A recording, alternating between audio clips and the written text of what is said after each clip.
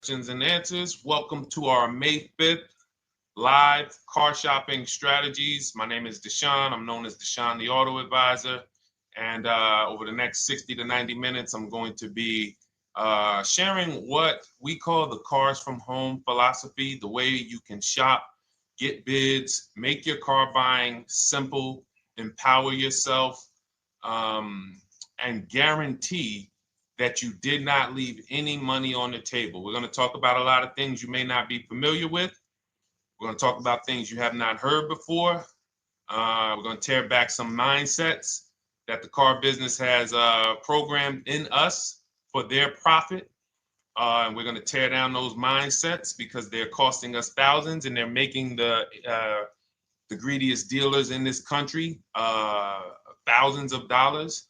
And we're going to get rid of that. So this show is sponsored by my new digital book. It's called Cars from Home, 7 Steps to Saving Time, Money, and Avoiding Dealerships. So I wrote that book to give you everything I know, everything I learned at Mercedes-Benz, at General Motors, running my own brokerage, and the hundreds of people, thousands now, that we've helped since 2021 to empower themselves in their car purchases. So part of my welcome offer to you is it's normally $97. You can get it for $24. That's my welcome offer for 30 minutes, anytime during the broadcast. As we go, you can get yours in my TikTok bio, in my Instagram bio, the YouTube comments, and the Facebook comments. It's a 75% off discount as part of my welcome offer for those of you who take action. And you'll have everything we teach here for the rest of your life.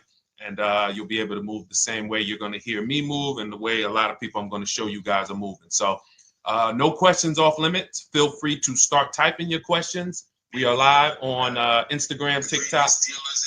Hang on. I got Instagram up here. My man Dolan is moderating, so we're going to try to pull in every single one of your questions. Again, this is our May 5th live. We are live. It is Monday, so let's get to the questions. Okay, we got some coming in already on TikTok, Dolan. I see it is what it is. I'm just going to pull that one.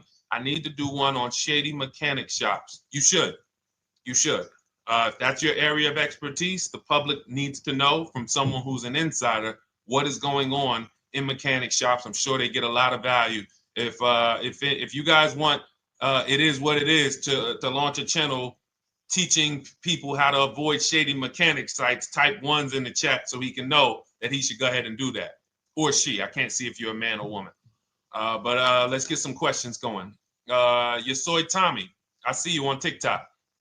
Interested in leasing, but I know I will go over the mileage. I drive a lot. Well, here's what you do. Give you an example. I'm leasing right now. I've never needed more than a 15,000 mile per year lease. So all of my leases have been 12,000 miles. I've never needed more than a 15,000 mile per year lease. Now, sometimes, that was because my family worked a little further from where we lived. We got a 15,000 mile per year lease, but most of the time I'm getting 12 because that's what I need. That's what I use. Now I'm paying $499 a month for this $55,000 Infinity truck. I got a 1% lease on it. I got my bids, the way we teach at Cars from Home. We're big on multiple offers. That's the only way you're going to save the big money and guarantee you got all the money is to get multiple bids. We teach you how to do that. You can do it by phone too. If you want to try to do it by phone, God bless you. We do it through email. We do it through emails and templates, and that's what we do.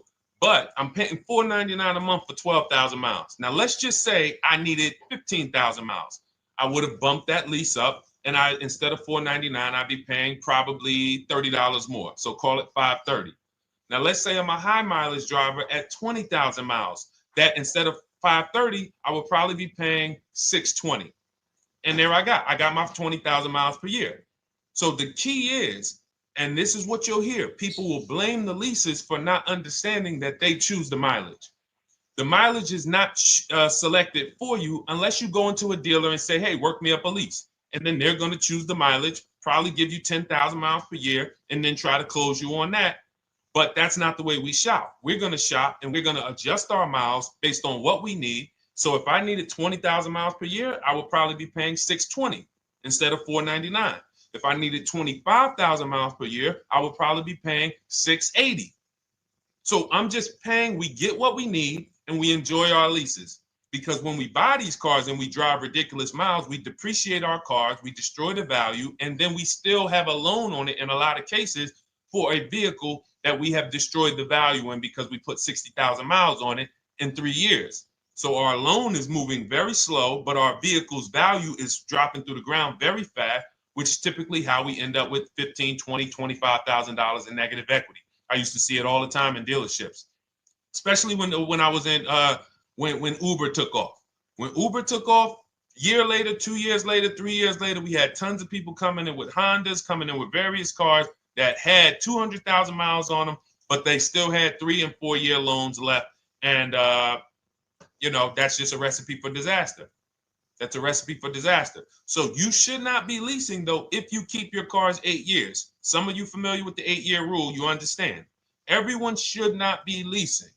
I want to make that clear. Some people say, Deshone, you believe everyone should be leasing? No, I don't. If you are not keeping your cars 8 years, then you should be shopping for below market leases. Don't forget those 2 words, below market leases. Because if you're paying what everyone else is paying for their leases, it's not going to make sense. Some of these strategies are not going to make sense. You need to be getting below market leases. And the way we do that is to comparison shop, get multiple offers from dealers, have them compete for our business, and then we get these leases that no one else can get. Great question. So what if I go over 20,000 miles? What do you recommend doing? You choose your mileage wisely. In my book, I have a section called Choosing Your Mileage Wisely. The whole key with leasing is to scope out the mileage you're going to use, and that's what you shop for. If you know you're going to do 25,000 miles that year, you would do 25,000 miles on your lease. But you don't shop this way. We always shop with 12. A problem with leasing is once again, you go into the dealership, you say, work me up a lease. They're going to work you up what they want. They're going to say, hey, put 5,000 down. Who's had that happen? You go and you look for a lease and they tell you how much money you need to put down. Type me if you've had that happen. And again, welcome to everybody. This is our May 5th live. It's Monday, May 5th. Whether you're watching this today or you're watching this later today, because we will be rerunning this for those who couldn't make the show. Tell your friend they can catch it on our channels. But this is our live show. We're live every single Monday through Thursday at 12 noon. So you'll see people who will go and get blessed transition. You've had this happen. This is what you go in. They work you up a lease. Here, you need 3,000 down. Yeah, you need 3,000 plus your taxes and fees. What do you want to do? So that's them customizing our leases. We never want to do this. We want to customize our lease and run it like this, a template. All your leases you get with, ready? 12,000 miles per year. First month's payment only due at signing. That's it. 12,000 miles per year. First month's payment only due at signing. That is how you shop all of your lease offers, because this allows you to now use the 1% rule, which I didn't create. A lot of lease savvy people know about the 1% rule, where your MSRP, I'm going to just show an example of an MSRP, the price on the window sticker. Every lease is going to be brand new, guys, or either close to it. The price on the window sticker is the price we go by, the MSRP, and we're going to divide our monthly payment into the MSRP. And once we get that, the number, that's going to tell us if we got a 1% lease, if we got a 1.5% lease, if we got a 1.8% lease. And what we did was I created the 1.5% rule to know we were overpaying for leases. You don't have value when you lease something over 1.5%. But let's keep it to the point. The point is you're shopping all your leases, first month's payment due at signing, 12,000 miles per year, and then you're using the 1% to 1.5% rule to gauge the value. Once you find your best offer, that's when you go and you say, can you please adjust the mileage down to 10,000 because that's all I need, or up to 15,000 or 18,000. You shop your offers with 12. You find your best offer concerning what value is, 1%, 1.2%, 1.4%. You lock that up, and then you tell them, show me what the payment will be with 20,000 miles per year or 15,000 miles per year. That's going to keep you from walking into these 80% dealers which are never going to give you a below market deal. When they drop their prices, they're never going to drop low enough to beat their competition. That's why their name of the game is them keeping you from checking their competition. And then you avoid these people, you find those deals, and then you adjust the mileage with that dealer. But choosing your mileage is very important with a lease. And that's why you should take 5 minutes, 10 minutes, tally up your lifestyle over the next 3 years, and you choose your mileage that you need. Great question. Let's go, Dolan.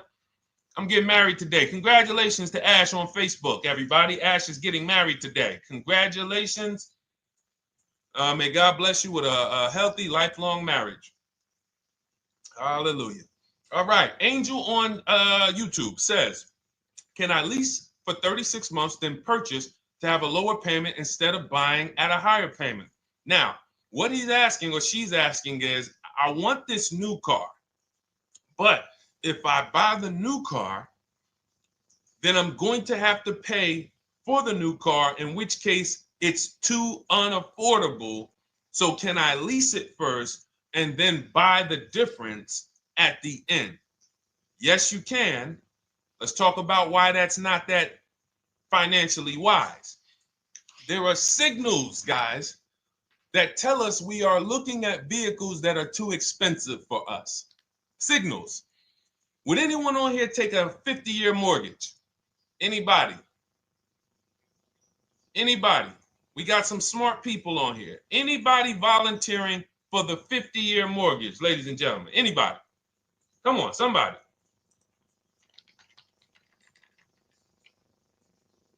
No, why not? Why not? Why is everybody saying no to the 50-year mortgage? Because we know it's ingrained in us that a 50-year mortgage on a house means we can't afford that house, right? Same thing with cars. There's signals. And so when we cannot finance a brand new car and it's affordable, what should we be doing? We should be going to get a pre-owned car. That's what we should be doing. So some of you have the luxury where you could afford both a new version of the car you want, and you can afford a pre-owned version, of course. So you might say, Deshone, I could afford both. I want this car, but I could afford, which one should I get, new or pre-owned? Thank you to the new gifter, Jeffrey Jones. Welcome. The Black King. Thank you so much. Gifter badges. Appreciate everyone who supports this broadcast. Thank you so much. You helped me to keep this information going. So what you're saying is, I could afford both. Which one should I get? In that case, it's a matter of your values. Do you want a brand new car? You want to treat yourself? You only get it every 10 years. So it's like, hey, I only get a new car every 10 years. I'm going to treat myself to a brand new one. Curtis Thomas, thank you for sharing.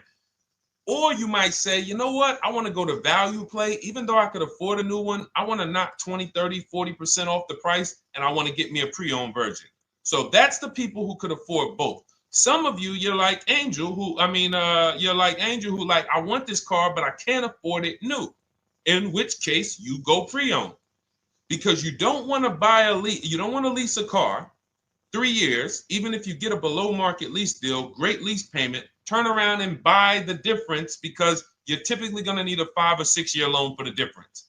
Once you get that 5 or 6 year loan, you add that to your 3 years that you leased the car, and you got 8 to 9 years of payments on the exact same car.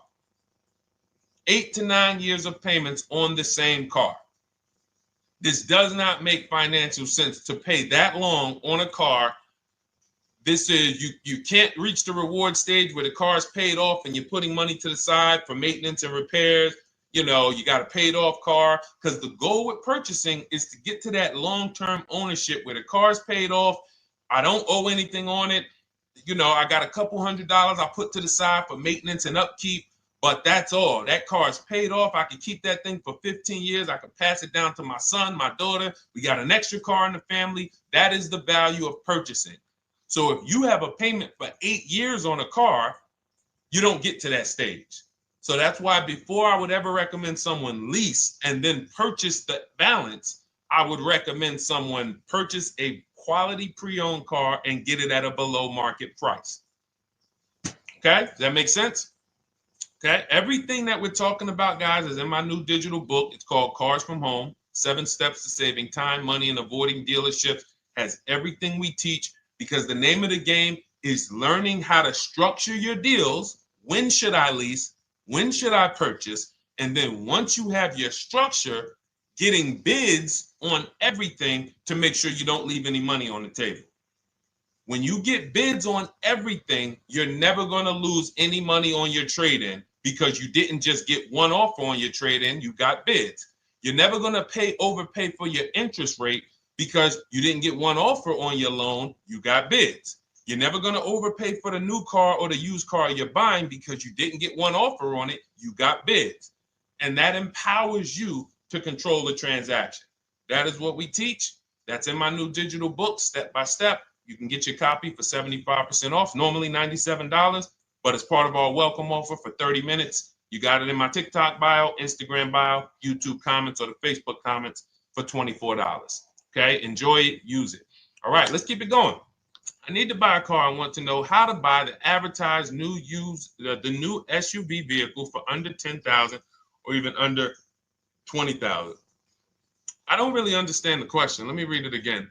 I need to buy a car, and I want to know how to buy the advertised new vehicle for under $10,000 or even under $20,000. Are you saying that's the discount you're looking for, or are you saying that is my budget?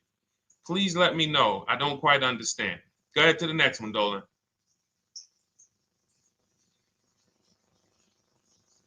All right. If the Carfax report only has service maintenance, is it okay to purchase? Okay, so all right, this is a great question, guys. This is about used cars. Who's going to be shopping for a used car in the next year? Type the letter U. Type the letter U if you're going to be shopping for a used car in the next year. And for those who just joined, this is our Monday, May 5th, live car shopping strategies. So we are live every Monday through Thursday at 12. And for those of you who are watching the rebroadcast later in the day, you can, you'll get your questions answered. Somebody might ask a similar question, or you can join us Monday through Thursday at 12 live.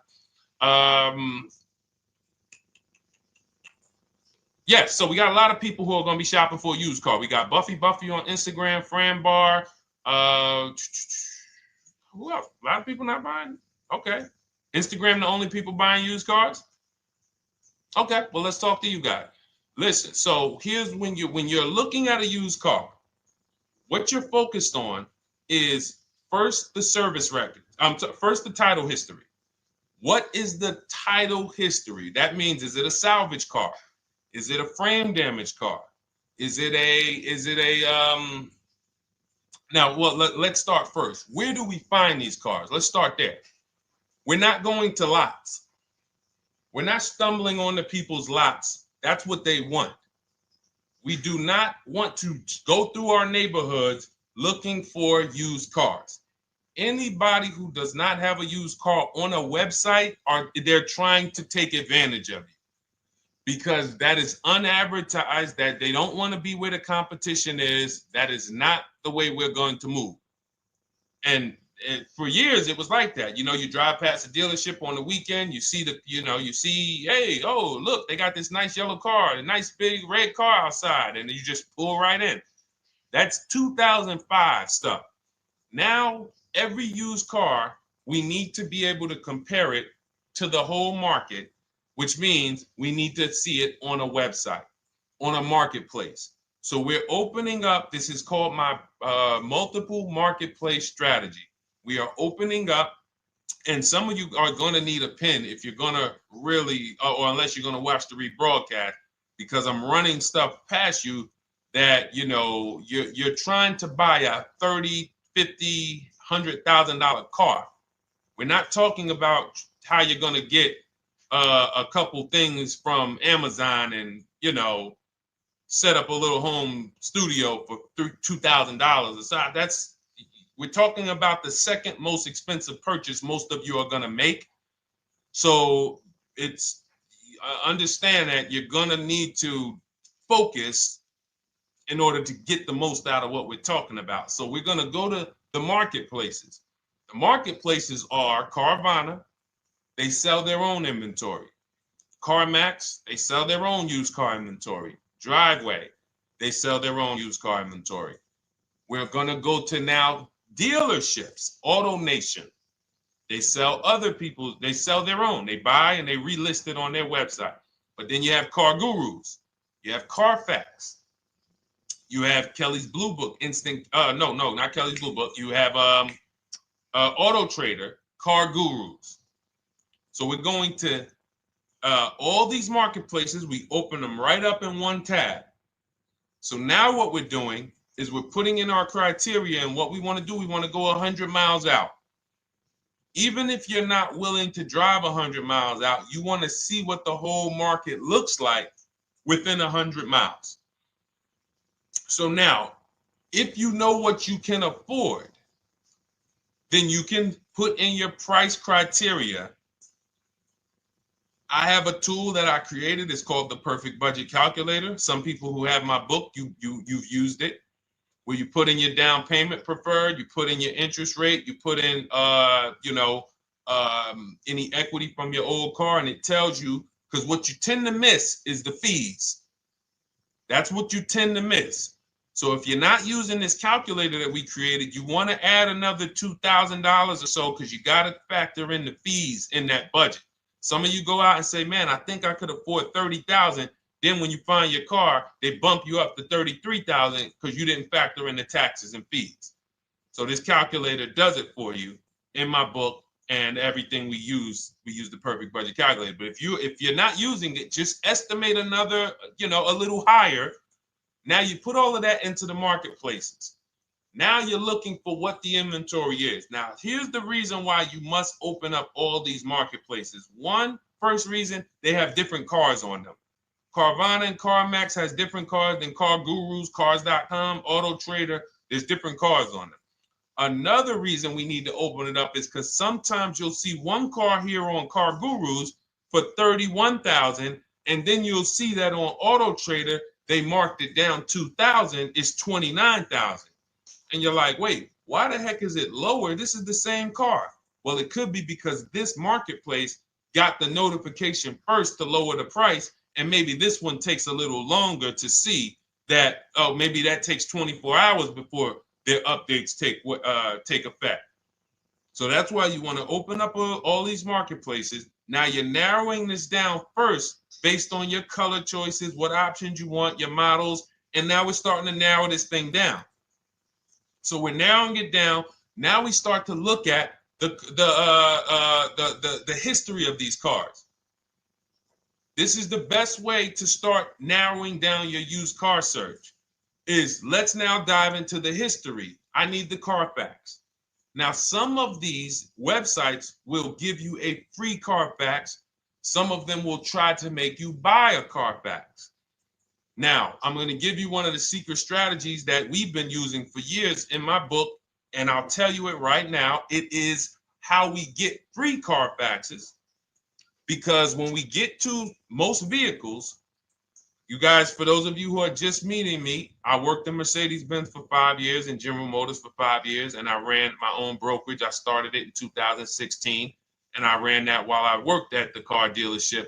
So I have a lot of experience and have seen a lot, and that's why I'm able to teach these things.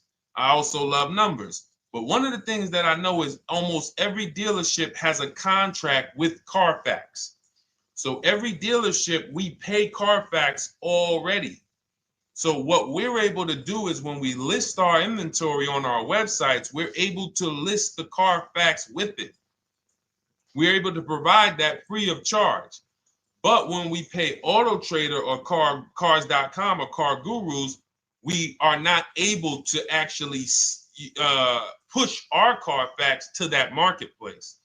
But if you come to our website and you find the vehicle on our website, most times you will find the Carfax for free. That is what we have been doing for years. So that now we have the Carfax, because the Carfax is the only way we can see those service records right now, because we've already narrowed it down based on, first thing we're doing is we're looking at title history, frame damage, salvage title, rebuilt title, total loss. That's the type of vehicle. The next thing we're doing to narrow it down, which is where many of you get in trouble, is you're looking at the service records. Skipping service records, buying used cars without seeing service records is disaster. The biggest indicator on if a vehicle was taken care of is what is on those service records. And if you can't see those service records, then I would not buy the car. Somebody say, oh, I'm changing the oil myself. If you don't have proof that you have changed the oil yourself, I cannot see it. I cannot see that you have maintenance this car, and that's a turnoff for me. Because now when you drive that car a year later, 2 years later, things start happening. You have no one to blame but yourself. Now the regret kicks in. Man, I knew I shouldn't have got this. But chances are, if you find a quality vehicle and you see service records on that previous owner's report, that's going to lead to a quality experience.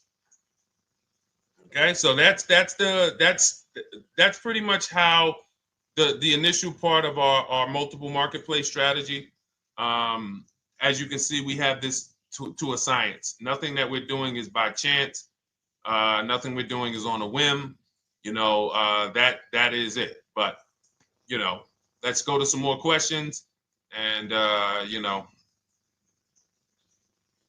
I think the biggest thing I want everyone to understand so far is that we don't wing anything in this process. There's nothing, everything that I'm teaching you is going to be out of our systems. Now, some of you have different learning styles. So let's address this. Again, welcome to our May 5th, Monday, May 5th live. We're live Monday through Thursdays at 12 noon. And we rebroadcast this for those who couldn't make it. You can share this with your family. Tell them, hey, visit Deshone the Auto Advisor's channel. He did a great show earlier. He answered some questions that everyone had. You can watch the broadcast all through the rest of the day. Now, but we're live every week, but we're live right now. So now the biggest, some of your learning style is different. What we teach is we have the ultimate do-it-yourself guide. This book is rated 5 stars. Thank you to everyone who's rated it on Goodreads. Just pull it up right here. For those of you who are actually on Instagram or YouTube, TikTok, you won't be able to see this right now. But the book is rated 5 stars. We appreciate you. And this is the ultimate do-it-yourself guide, whether you're new cars, used cars, leases, bad credit, how to make banks bid for your financing, high mileage driving. It's all in there, step by step. And it's a digital book, so you don't have to wait for it. As soon as you get and hopefully you get there before the 30 minutes, so you get your copy for the $24 instead of the $97. That's our welcome offer. But that's your do-it-yourself guide.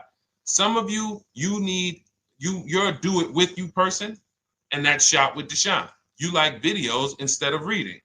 You want coaching. You want support. You want a community. We have 1,600 people in our Facebook group. That's our Shop with Deshone. We've had 2,200, almost 2,300 people come before you. When you see me share people like Zafrina and like Melissa and Sheree, Ken, all of these people who are, they're showing their car deals that they got. Look, took me about 30 days. He went through, past Friday, locked down 2 vehicles, 2 Yukon 2025. Said he dropped sold the BMW. They dropped the price down to 70 grand. So they took off like 5,200 for him. These are all people who are in the Shop with Deshone. Their learning style is they prefer videos. They prefer, coaching with me. But again, it's the same information. So I want to be clear. It's just your learning style.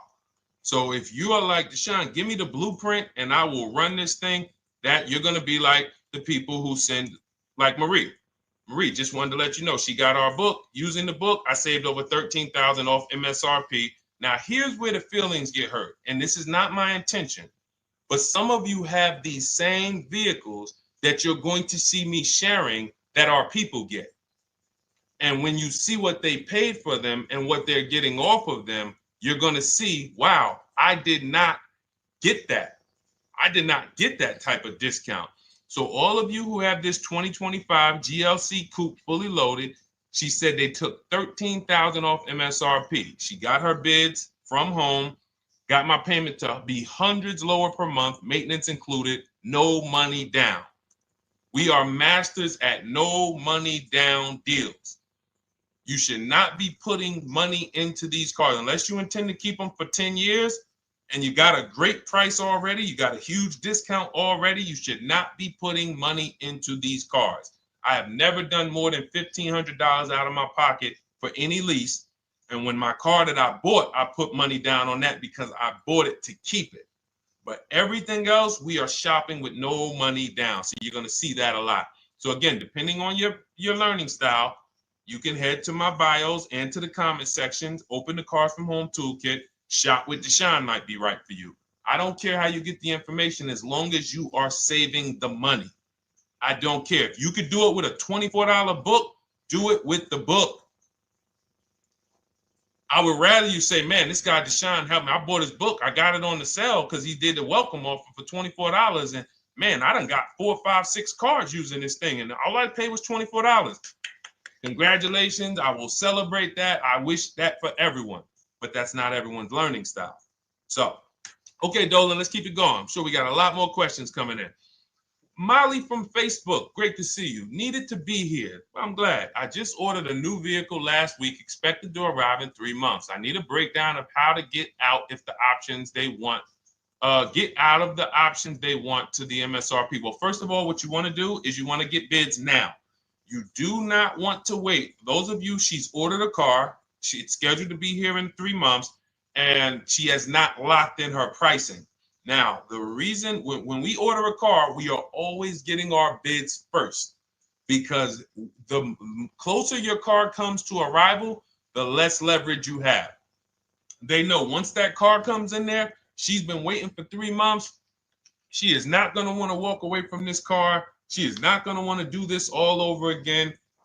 And they're going to probably take a shot and say, or if you look for a discount at that point, you probably are going to be like, no, I'm sorry, we can't give it to you. So what we're going to do is we have to now send that request out. Now, there's 2 ways for you guys to do this, whether you're leasing or purchasing new cars.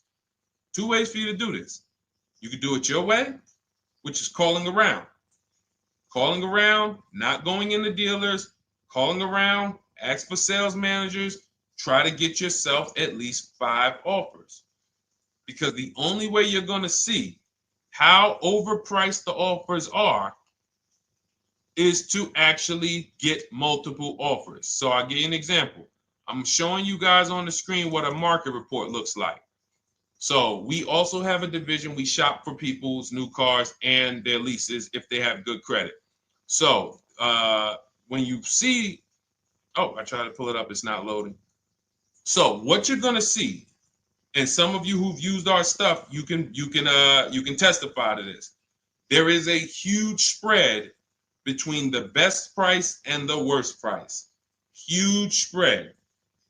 So in order for you to know you actually got the best price, you need to see 4 other offers that are higher.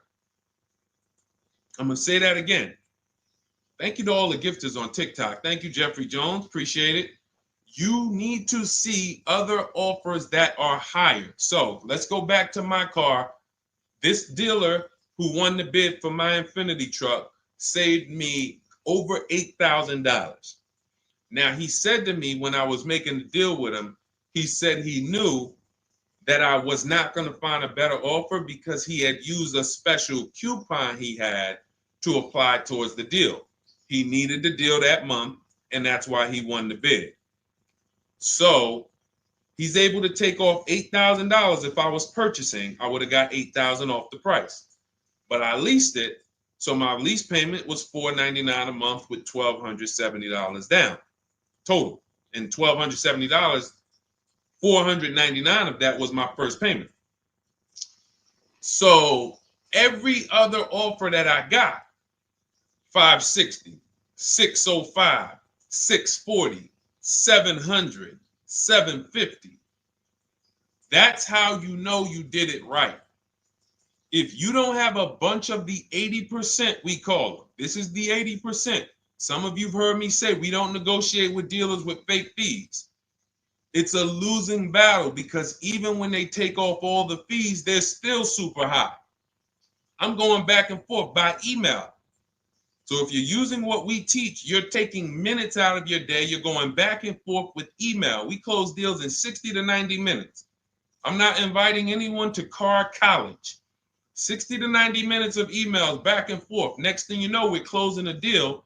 But you're going to see, even after back and forth and telling the dealers through email, you can do it by phone. Hey, I'm shopping other dealers. Please make me your best offer. I have all the templates written. So when you're using our stuff, you don't even have to wonder what you're going to say. You just copy and paste our template. But even after that, you're going to see, wait, these people are still giving me super high prices, even though I told them I'm shopping, even though I told them I'm serious, I could buy the car right now, even though I gave them every single thing I need to give them to get an offer, they're still $150 a month higher than my best offer. That's going to prove to you that they are the 80%. They are not coming down. When they say this is our best deal to their customers walking inside, they're not lying. It is their best deal. It is not the best deal. It is their best deal. Their competition's best deal will blow their best deal away. And the only way you do that is by getting bids. So that's what you need to do, Molly. Take exactly what you're looking for. If you want to call around, call some sales managers and say, hey, listen, this is what I'm looking for. I put in an order, but I'm not dead set on the price yet. Haven't really gotten, I want someone to lock in a price for me. And hopefully you're purchasing, because if you're leasing, it's tough, because once that lease comes in, you do not know what the lease program is going to be. So if the lease program is bad, then you could find yourself jammed up. Now, here's what we try to do to prevent that. It's not always possible. Here's what we try to do. Once you have found the best dealer who's won the bid, now what you're going to do is say, based on this price that you're selling me the car for, can you give me a lease estimate now? So let's say I'm ordering this Infiniti. I shop around, I find a dealer who says, all right, Deshone, I'll place the order. I'll take $6,000 off list price for you if you do the business with me. Perfect. Can you give me a lease quote based on that now? I know this is not the vehicle. My vehicle's coming, but can I get some type of an estimate of what it would be? And then I look at that, and if it's affordable, now I place my order. But I'm not placing an order for a lease blind, not knowing what my payment's going to be when that car gets here. Okay? Does that make sense? I know I may be typing. This is heavy. That's why I told you guys, when you're here with us in car buying, below market car buying strategies, this is like short 60 to 90 minute master classes. This is not lives where I'm showing you how to make macaroni and cheese and turkey and like, okay, yeah, you got your music playing in the background. Hey, listen, all right, what I need? Oh, hand me the Sazon. No, you could do multiple things. This is heavy finance talk for 60 to 90 minutes, and it will change your life. And I just saw my girl, Lisa. Lisa, good to see you. Lisa's been, she's been learning from us and rocking with Cars from Home. Let me see. I'm glad you clarified, even if no money down on the lease, you still really have to give them the first month's amount. Yes, I don't know what I'm going to do yet, buy or lease. No matter, I'm learning lots and sharing with my peeps. Thank you, Lisa. Thank you. Now, technically, you don't have to give them the first month's payment either. What I do is our templates all involve shopping, first month payment due at signing. But if I wanted to, so let's say, for example, on this $499 a month lease I got on the Infiniti, and I'll actually will add this because I'm glad you said that. The lease that's your first month's payment, so it's not considered money down. It's considered your first month's payment because you're leasing, you're paying 36 months or 39 months. We don't do 4-year leases. We don't even do 3.5-year leases in most cases. We're not doing it. It's 36 months, 39 months, and if they have a really, really good program for 2 years, they will tell us about it.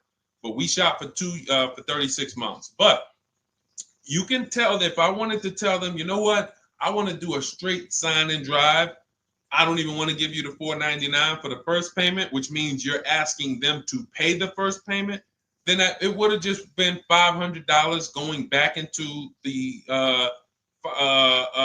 cap cost, which would raise the payment probably with interest and taxes, maybe 15, 17 bucks, something like that. So if I truly wanted to bring nothing to the table, I can just have them to, cap the first month's payment. You can do that. You can do that. So you can ask any questions. I know you're in our Facebook group, and so you let us know. But the 8-year rule is your basis for leasing versus buying. The 8-year rule, when you guys open up my book, you'll hear me talk about this. I'm going to make a whole lot more videos about the 8-year rule because it is the parameters for how to know whether to lease or buy.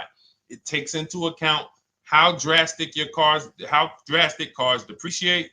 They lose value like crazy. All the losses are in the first 5 to 7 years, and you don't win until you've kept the car at least 8 years, compared to someone who's getting a below market lease.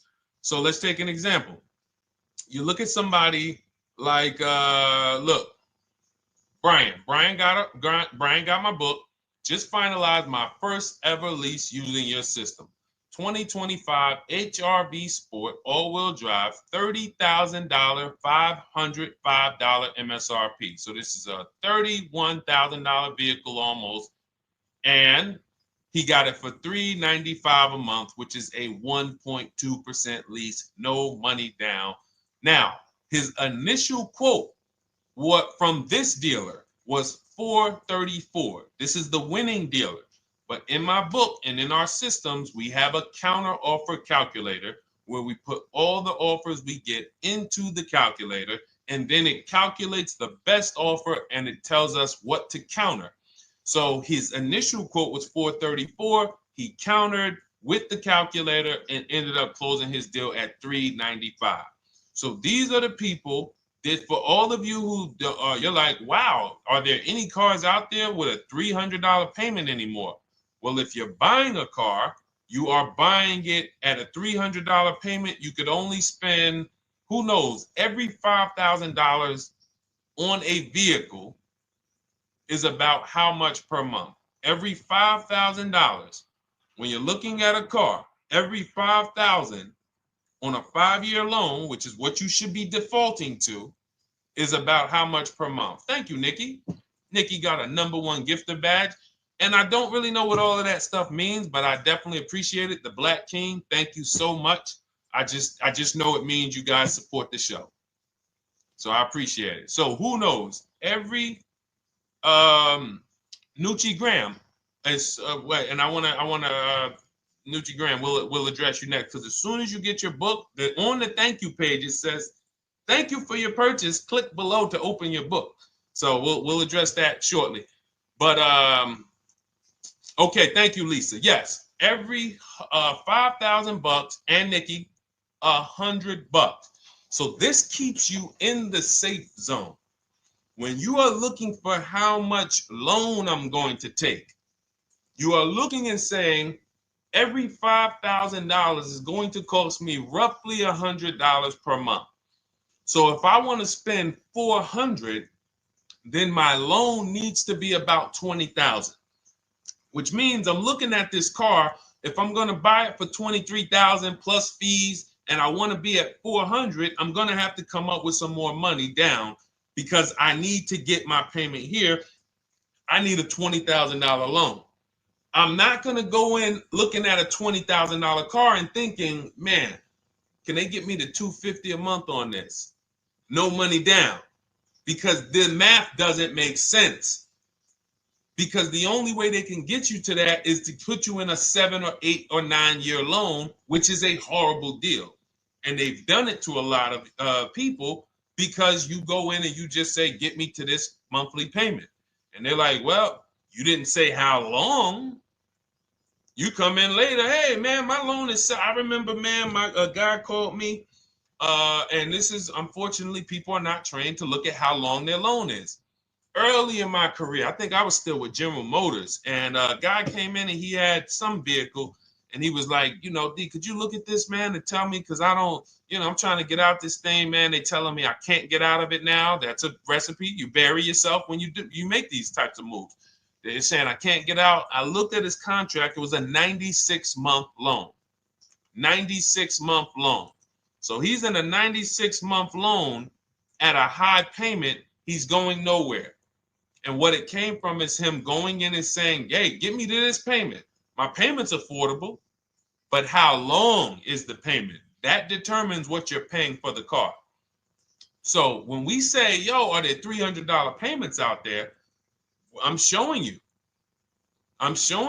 Leasing, there's cars you can drive 30,000 miles, $30,000 cars, beautiful vehicles, payments in the threes when you're shopping and getting bids, and you're finding vehicles with great lease deals. At the same time, on a pre-owned car, that's only going to get you under 20 grand, between 15 and 20 grand. So it's about getting the most for your money. And getting the most for your money, you must take into account the 8-year rule.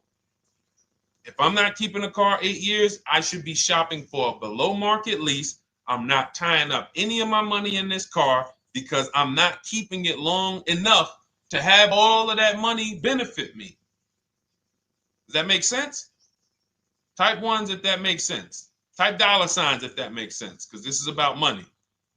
If I'm not keeping the car 8 years, then all the money I'm going to tie up in the car to pay for it, to pay off the loan, to do the maintenance, to change the tires, to change the brakes, to change the oil, to change the brake fluid, the transmission, all of the money I'm putting in that car, just normal maintenance. I didn't say anything broke. Normal maintenance over 7 years. I'm not going to keep the car long enough to have that make sense.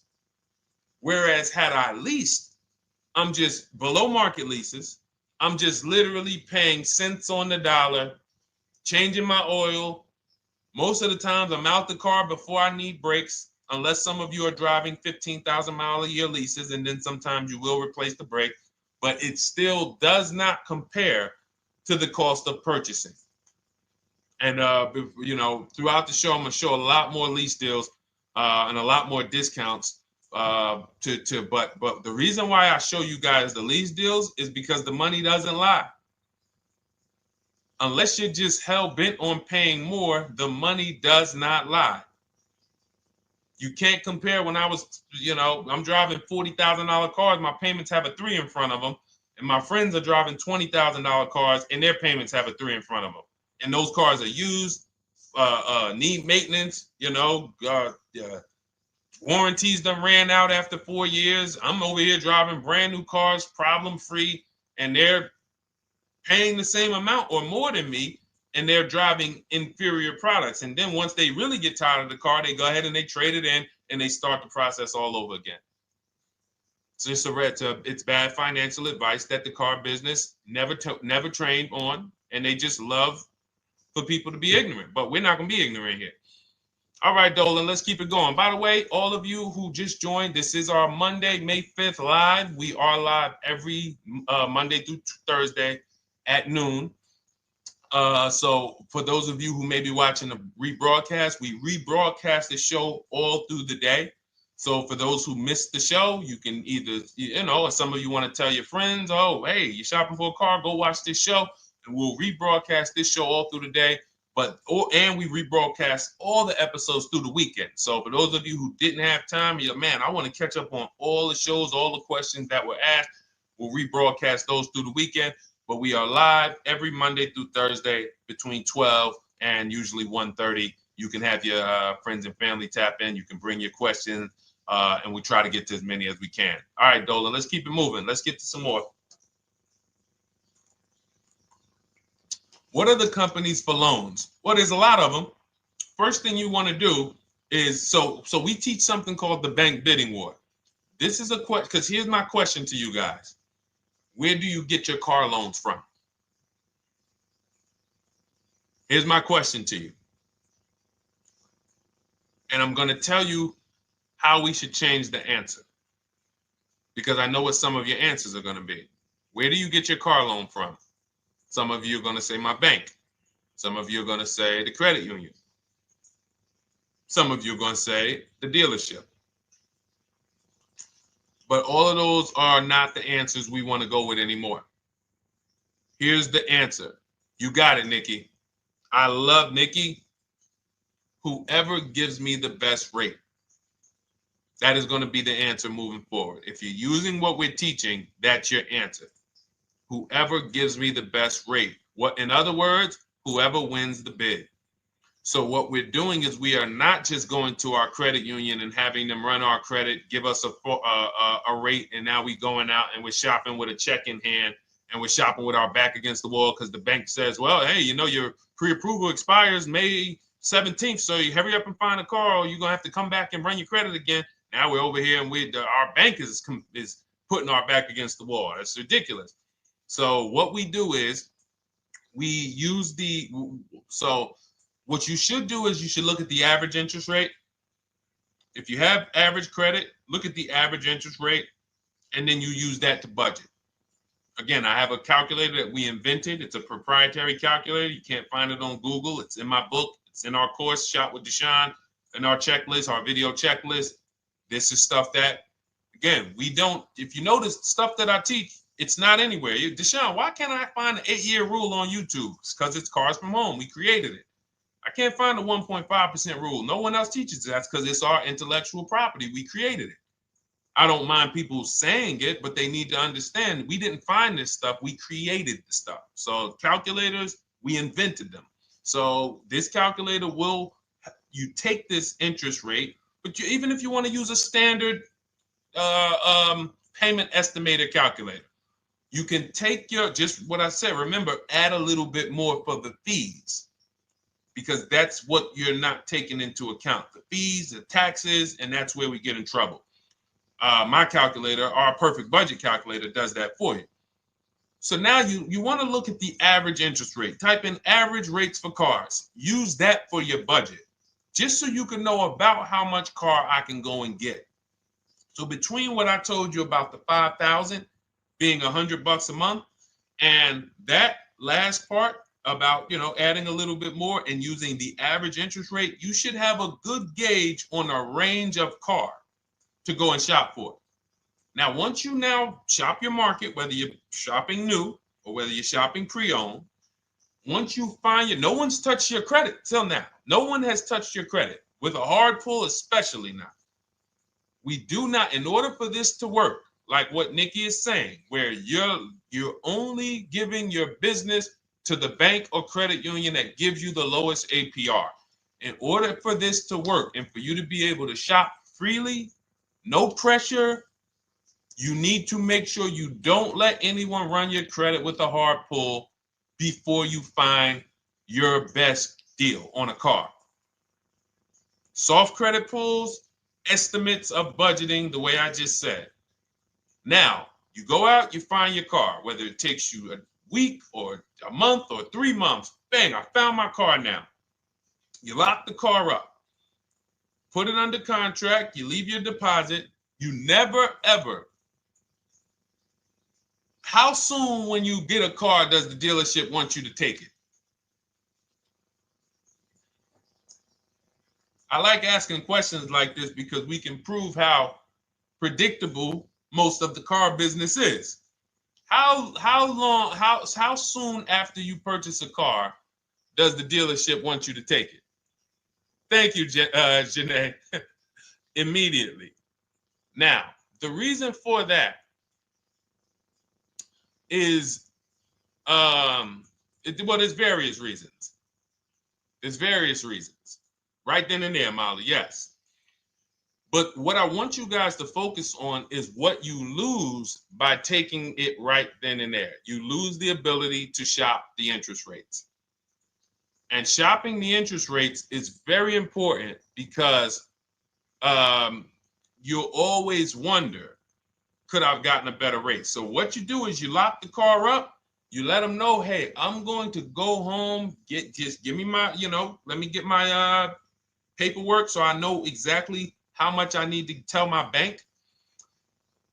And here's the key, if you guys can beat what my bank or credit union gets says, then I'll give you the loan. See, some people think that I teach don't let the dealerships compete. I never teach that. What I teach is don't let the dealerships be your first offer ever. They are always your last offer, and they're competing against other offers that you got. So now you're going home, your car's waiting, you're going to see what your bank, your credit union can do, and then you go online. You can go right online. Auto loans online, auto financing online. Let all of these banks and credit unions access your credit now with the hard pull, because there is an article that Experian did, and you can find it on almost any credit bureau, wrote an article on rate shopping. They allow you to have multiple lenders compete for your business within a small period of time. They say the window is 14 to 45 days. So if the window is 14 to 45 days, how quick do y'all think I want you to do it? If the window says, because that's a big window, as long as you shop within that window, at the end, those multiple inquiries will have the same weight on your score as one inquiry, because it looks as if you were shopping and you were doing your due diligence. Thank you, Greg, Sheila, with these gifter badges. I don't know. It's like a nice. I appreciate it, Glendale. Thank you. So with these, when these banks are competing, what you're trying to do is say, everyone here on my end, we call this the bank bidding war. This is round two. Round two is you are bringing your car home. I'm sorry, you are at home. You're going online. You're calling your bank. You're calling your credit union. If you have one, you're going online. This will take you literally one day, not even. This maybe take you an hour. Because if they say that the window to shop is between 14 and 45 days, I want you to do it in 24 hours. We want all the competition in 24 hours. Because that guarantees we are way within the window. They're going to look and see, wow, this person bought a car. They had multiple lenders competing in a small period of time. They're not out here just letting people run their credit over, every week. Some new banks running their credit. So now you call the dealership afterwards. You say, hey, the best offer I got was from such and such credit union or such and such bank. If you guys can beat it, I'll give you the business. You allow the dealer to now shop you to their banks. In which case, they're going to call you and say, hey, good news, we got you a better rate. Or, hey, good news, we couldn't beat the rate, but we can match it. In which case, they save you the time, they save you the paperwork. Or they're going to say, hey, listen, that's a great rate you got. We can't beat that. None of my banks can beat it. And in which case, we guarantee all around we got the best rate, which is the goal we're looking for. As Nikki said, I'm only giving my business to who gave me the best rate. That is the bank bidding war. So when you get your digital book, Cars from Home, you'll get that in writing. We also have it in our Shop with Deshone video checklist for those of you who are more do-it-with-me types. Again, we're all about your learning style. And some of you just like, Deshone, I see you. Can you shop for us? What are these? I'm seeing a lot of you guys shop for people, new cars, new cars, leases only. And you have to have good credit. Your FICO scores need to be over 670, all of them. But if you don't, again, same result. We've been helping people get these results since 2021. And again, I am all about speed. These are short videos. The book is boom, action steps, action, action, action, action. I'm not trying to teach you everything about cars. I'm trying to walk you through a path, a 7-step path to get to the result you want all the time. Okay, I'm not taking you to car college. You're not going into the car business. You just need to know how to get the best deal. And that's what it's about, step by step. Okay, but for those of you who are just coming on, this whole show is sponsored by my new digital book. It's called Cars from Home, 7 Steps to Saving Time, Money, and Avoiding Dealerships. It's a digital book. Everything we teach about new cars, used cars, leases, below market financing, high mileage driving tips, bad credit tips for those of you who have your credit is not going to qualify you for everything else we're talking about. You need specific strategy. We have that specifically for people with bad credit inside my book and inside Shop with Deshone. So that's why I never believe in one size fits all car buying advice, because all of you are in different situations. So how does somebody look saying, you all should do this? We're all in a different situation. I have a trade-in, he doesn't. He has a lease that's coming due, he doesn't. Oh, he has a lease that's coming due, he has equity in it, we need to help him get that equity out. He has a lease, it has an equity, but it has a third-party restriction. We can't talk to people the same. That's why everything we do is custom and letting you know, no matter what your situation is, it's very common to us. Very, very common. So, all right, let's keep it going. We got some more time, Dolan. Pull them up. More questions. All right, yeah, I see we got a couple more coming in on TikTok. How do I get the book? Well, the book is in my TikTok bio. In my Instagram bio, there's a website there. It's Cars from Home Toolkit. And then you'll see the welcome special for $24. So the book is normally $97, but as part of our welcome special, you got 30 minutes to get yours for $24. So you won't pay the $94. You get 75% off. We also have a link for you guys on Facebook and YouTube in the comment section so you can get your copy. And if you're going to spend a couple more minutes with us, I would appreciate if you share the broadcast with one person that you care about. So that can help, we can help get this information out and we can help change lives. If you didn't receive your ebook, well, first of all, as soon as you purchase your book, you're going to see a thank you page. It says, thank you, screenshot this page. And then it says below, click the link below to open your book. So you actually get the link to open it as soon as you make the purchase. And then I say, I also emailed you a copy. So sometimes people type their email in, one letter's wrong. Obviously, we can't send a book to an incorrect email, which is why I have my support team's email right on there. So that if you don't see that book within 5 to 10 minutes, you email my support team, hey, I didn't get the book. They'll get you the book right away. So as you can see, I want you to, Dolan, can you put up, do we have anywhere with, we can put up the support team's email for this person? And just send an email to support. There you go. Thank you so much. Support at Deshone the Auto Advisor. Thank you, Dolan. Best moderator in the world.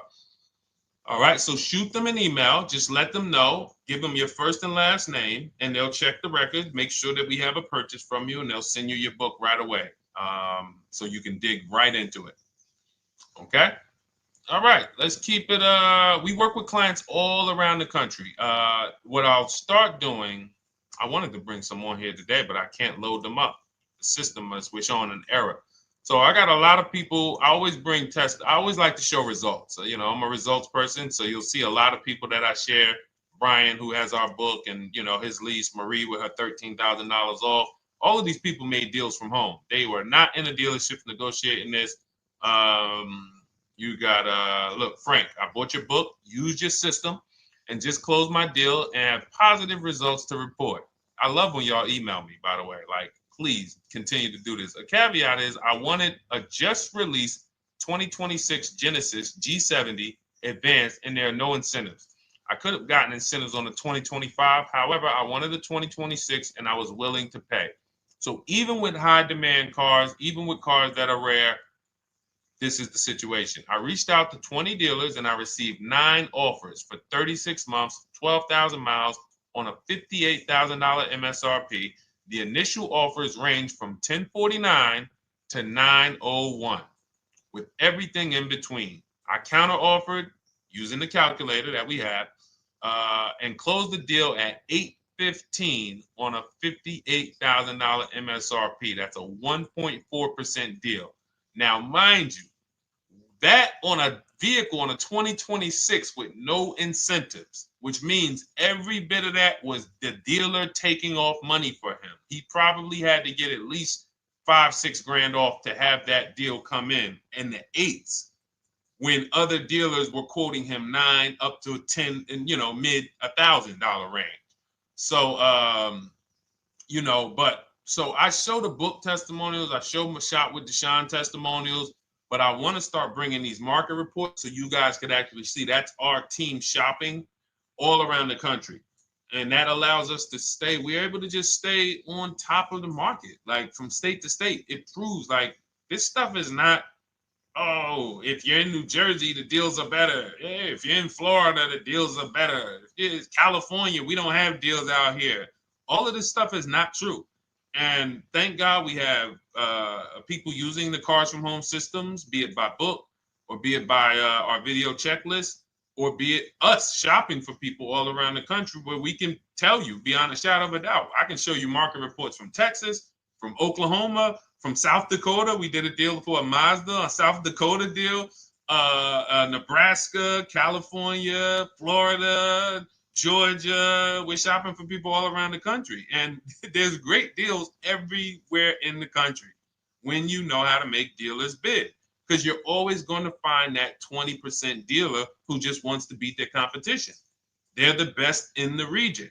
And you got to go out to find them. You got to have a system to find them. Because most of the dealers are not them. Most of the dealers are the 80%. That's just the way it works. It's a numbers game. And the 80% are very expensive. And when you walk into the 80%, they'll go down. You're like, oh man, all right, can you take off?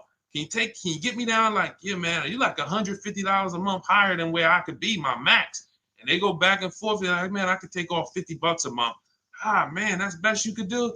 And then next thing you know, you get down to 100. Yeah, all right, we'll take off $100 a month. And you're like, all right, I guess I'll take that. You don't realize that a 20% dealer, not only were they nowhere near your max budget, they were $100 less than your max. You're talking to the 80%. The 80%, when they come down, they're still here. The 20% are here. So you're over here with an 80% dealer walking into these dealers. 8 out of 10 dealers over here are 80% dealers. So y'all talking them down like this, and y'all thinking we winning. Oh, I talked them down to this. Meanwhile, the 20% dealers are here. 20% dealers will launch a bid. We gotta cut. Oh man, if this thing wasn't broken, tomorrow's show, I'm gonna bring on a lot more market reports. We got dealers who come right out. We getting offers 700, 790, 820. Dealer come right out 650. Boom, blow everybody away. Like, oh, let's go. We got a winner. Looks like we got a winner here. That's it. And then it becomes fun. As you can see, this is fun for us. When you change the way we shop, you shop and you start to you're going to be the prize. You're going to be the prize. So anyway, let's keep it moving. For those of you who have gotten your book, I look forward to you using it, empowering yourself, having these same results. For those who didn't know about the book, it is a digital book. You can get your copy for 75% off for 30 minutes in my TikTok bio, my Instagram bio, the YouTube comments, and the Facebook comment. And for those of you who've been on and you still don't quite trust us, you want to get started with maybe some free advice, go grab our cheat sheets. We have our free cheat sheets in my Cars from Home toolkit, totally free. Test us. Look at the cheat sheets, look at the strategies, look at the emails I'm going to send, guiding. Like I don't play around. So if you want to just say, test out, let me hear some free advice, start with our cheat sheets. All right. Yes, I'd actually answered that when I read that comment, Dolan, on TikTok about do we work with clients in New Jersey and New York? Well, yes. When it comes to shopping done for you, if you open the Cars from Home toolkit and you're like, Deshone, I just want to relax at home. You guys go shop the market for me. If you have good credit, FICO scores over 670, and you have and you're shopping for a new car or a lease, you can book a call with us and we can see if we can help you. Book a 10-minute call. It's free. And we can see if we can help you. Is it best to lease a car if you're currently underwater? Ooh, if I was underwater right now, let's just say I have 15,000 negative equity. I made a bad deal during the pandemic. I'm upside down and I'm like, man, I got to get out of this car. But and first of all, I know I should be leasing because now we know the 8-year rule. The 8-year rule says if we're not buying our cars to keep them at least 8 years, we should be shopping for below market leases. We're going to pay a lot less money. Below market leases, not normal leases. Very important. So what I'm going to do is I'm going to actually right now look for an electric vehicle that I could lease because some electric vehicles right now, we're getting under 1%. We're getting 0.88% leases. We're getting 0.79% leases, because if you do your bidding, you're going to see. Now, again, if you want to call around for your multiple offers, you can do that. I'd rather you call around than to do what you've been doing. I'd rather you, with your new cars and your leases, call around before you walk. That's better than what you've been doing. But if you're like, Deshone, I don't want to talk. I don't want to wonder what I'm going to say. I just want to copy and paste. That's the Cars from Home way. Either way, you get your 5 offers, and you're going to see now, my best offer on this $40,000 electric car might be $320 a month. So I'm now driving a $40,000 car. If I didn't have my negative equity, then I would be driving it for $320. But now I got to bring this negative equity over. Now, the reason why you want to look at these electric cars for this is because if you try to bring a bunch of negative equity over, what ends up happening is you're now messing up the loan to value ratios, and the bank won't approve it. So you might go in and look at a $40,000 car, and now you bring this 15 grand of negative equity, and the bank is saying, we're not going to loan $55,000 on a $40,000 car. We're not doing that. So that's when they'll say, some of you may have heard this before, you have to put money down. They'll say, we can't get you approved unless you can put $3,000 down, $5,000 down. You have too much negative equity, and the bank is not going to approve it all. But when you get your bids on some of these electric cars, you're going to get $10,000, $15,000 off. And this is specifically what I would be looking for. I would be looking for the electric vehicle that when I get my bids, I'm saving 15 to 18 to 20 grand off. And if you guys don't think that's possible, you haven't been here for long. You know, this is Milligan. She bought her Mercedes EQE last year. She literally, MSRP of her car was $79,245. She got almost $30,000 off the vehicle. Almost $30,000 off the vehicle. $51,359 is her price. $79,000 vehicle. She got it after rebates, after discounts, after everything. $51,359. So you take a vehicle that you can get a huge amount of money off, then you bring your negative equity over. So now that payment goes from $320. Yes, it might go up to $575 or $600 even. But I know I'm in a nice car now. I'm in a brand new car, and after 3 years, I'm done with that negative equity. So that's what I would be doing. And if God forbid the car gets totaled while you're driving, you're out of the negative equity in a lease. So if I rolled that negative equity, 15 grand over to this car, now I'm driving it. Boom. All right, I got this electric car. I'm out of the negative equity. I got a good value. I'm in a $40,000 car. My payment is affordable. Now I'm driving. Oh, shoot, car gets totaled. I'm out. I can go get me another car now. I can go and get the same exact car, but I can get it for $320 now. So, you know, that actually is the reason why people commit insurance fraud and total their cars or get them stolen intentionally. But no, that's just something to keep in mind. Something to keep in mind. Because most of you, when you start leasing, you're going to see that was my reason for negative equity. That was my reason I kept having negative equity, is because I wasn't leasing. And that was the reason I was paying more money for cars than I should have, because I wasn't leasing. And again, the key is getting below market leases. You walk into a dealership and say, work me up a lease, you're not going to have these payments that, you know, we're talking about here. It has to be below market leases. That comes through multiple offers. Only way. All right, let's keep it going. A lot more questions. No gap then. Is that your first time leasing?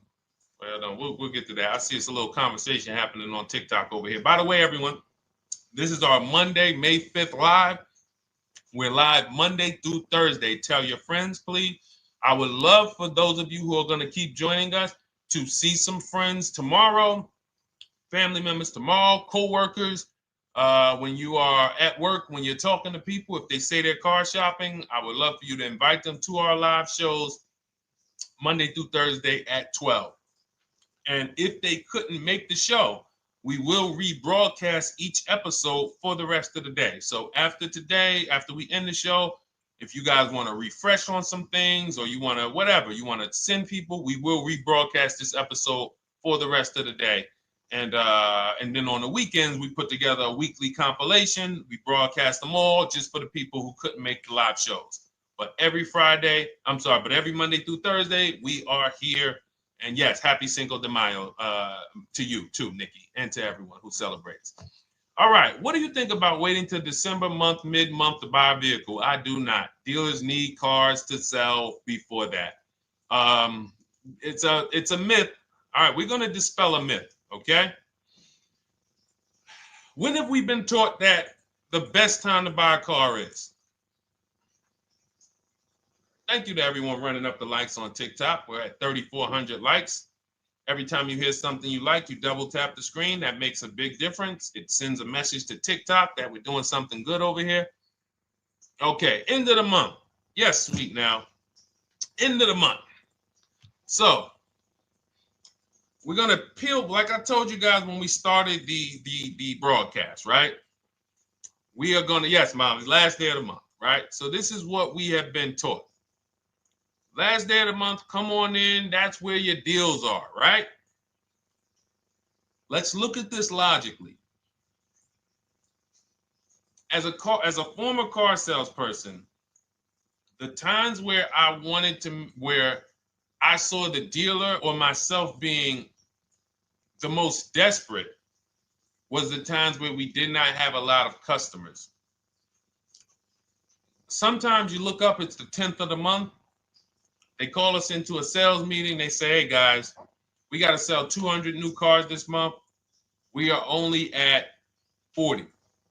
We are way behind. We are tracking way behind. Call anyone you know who's a real customer. We are entertaining every reasonable offer. Now, you've been taught there's a group of people that we know are coming at the end of the month.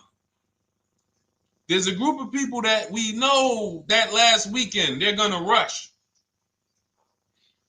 But there's no desperation there from us because we know they're coming. So we look and say, I'm much more desperate at various times throughout the month than I will be at the end of the month. Because think about it. Every time you go into the dealership at the end of the month, is it dead or busy? You go into the dealership most of the time at the end of the month, is it dead or busy?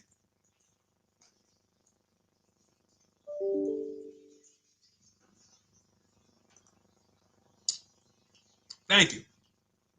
It's a zoo. It's a zoo. Customers everywhere. That means all the car salesmen are not worried about making a deal. In fact, they're looking at you and saying, hey, Molly, thank you. Listen, I know you, look, I know the payment's $780 a month. I know you said you wanted to be at $499, but, we've been going back and forth. Can you work your way up, get closer to the $780? Because they know now we can take a shot. Because we have some other customers behind you, Molly. Did you see the people walking out? These people just walked out. They're mad. We don't have enough salesmen here. We got people waiting 40 minutes to speak with somebody. Do you think you're getting the best deal when that's the energy? Yes or no? Let's just be honest here. See, you might forget some of the lessons that we teach if you don't have our books and if you're not in our video checklist and coaching. You might forget some of the lessons, but hopefully you won't forget the stories. So you walk in the dealership at the end of the month, the place is a zoo. It's people everywhere. They're ringing bells. They got the big clown, donuts around. Hey, you want a donut? Do we think there's desperation? Thank you, Sheila. Thank you, Molly. There's no desperation here. And they don't magically wait till the end of every month to hit their numbers. Some dealers hit their numbers at the 25th of the month. Numbers are hit. We still got people coming in end of the month. So What we want to do to answer the question is we want to be positioned. What I like you to do, for those of you who are in an emergency situation, you need a car in a week, in 2 weeks, that's fine. Everything we teach can guide you. We've had people who got their cars in 3 days. Like that's not something that is let's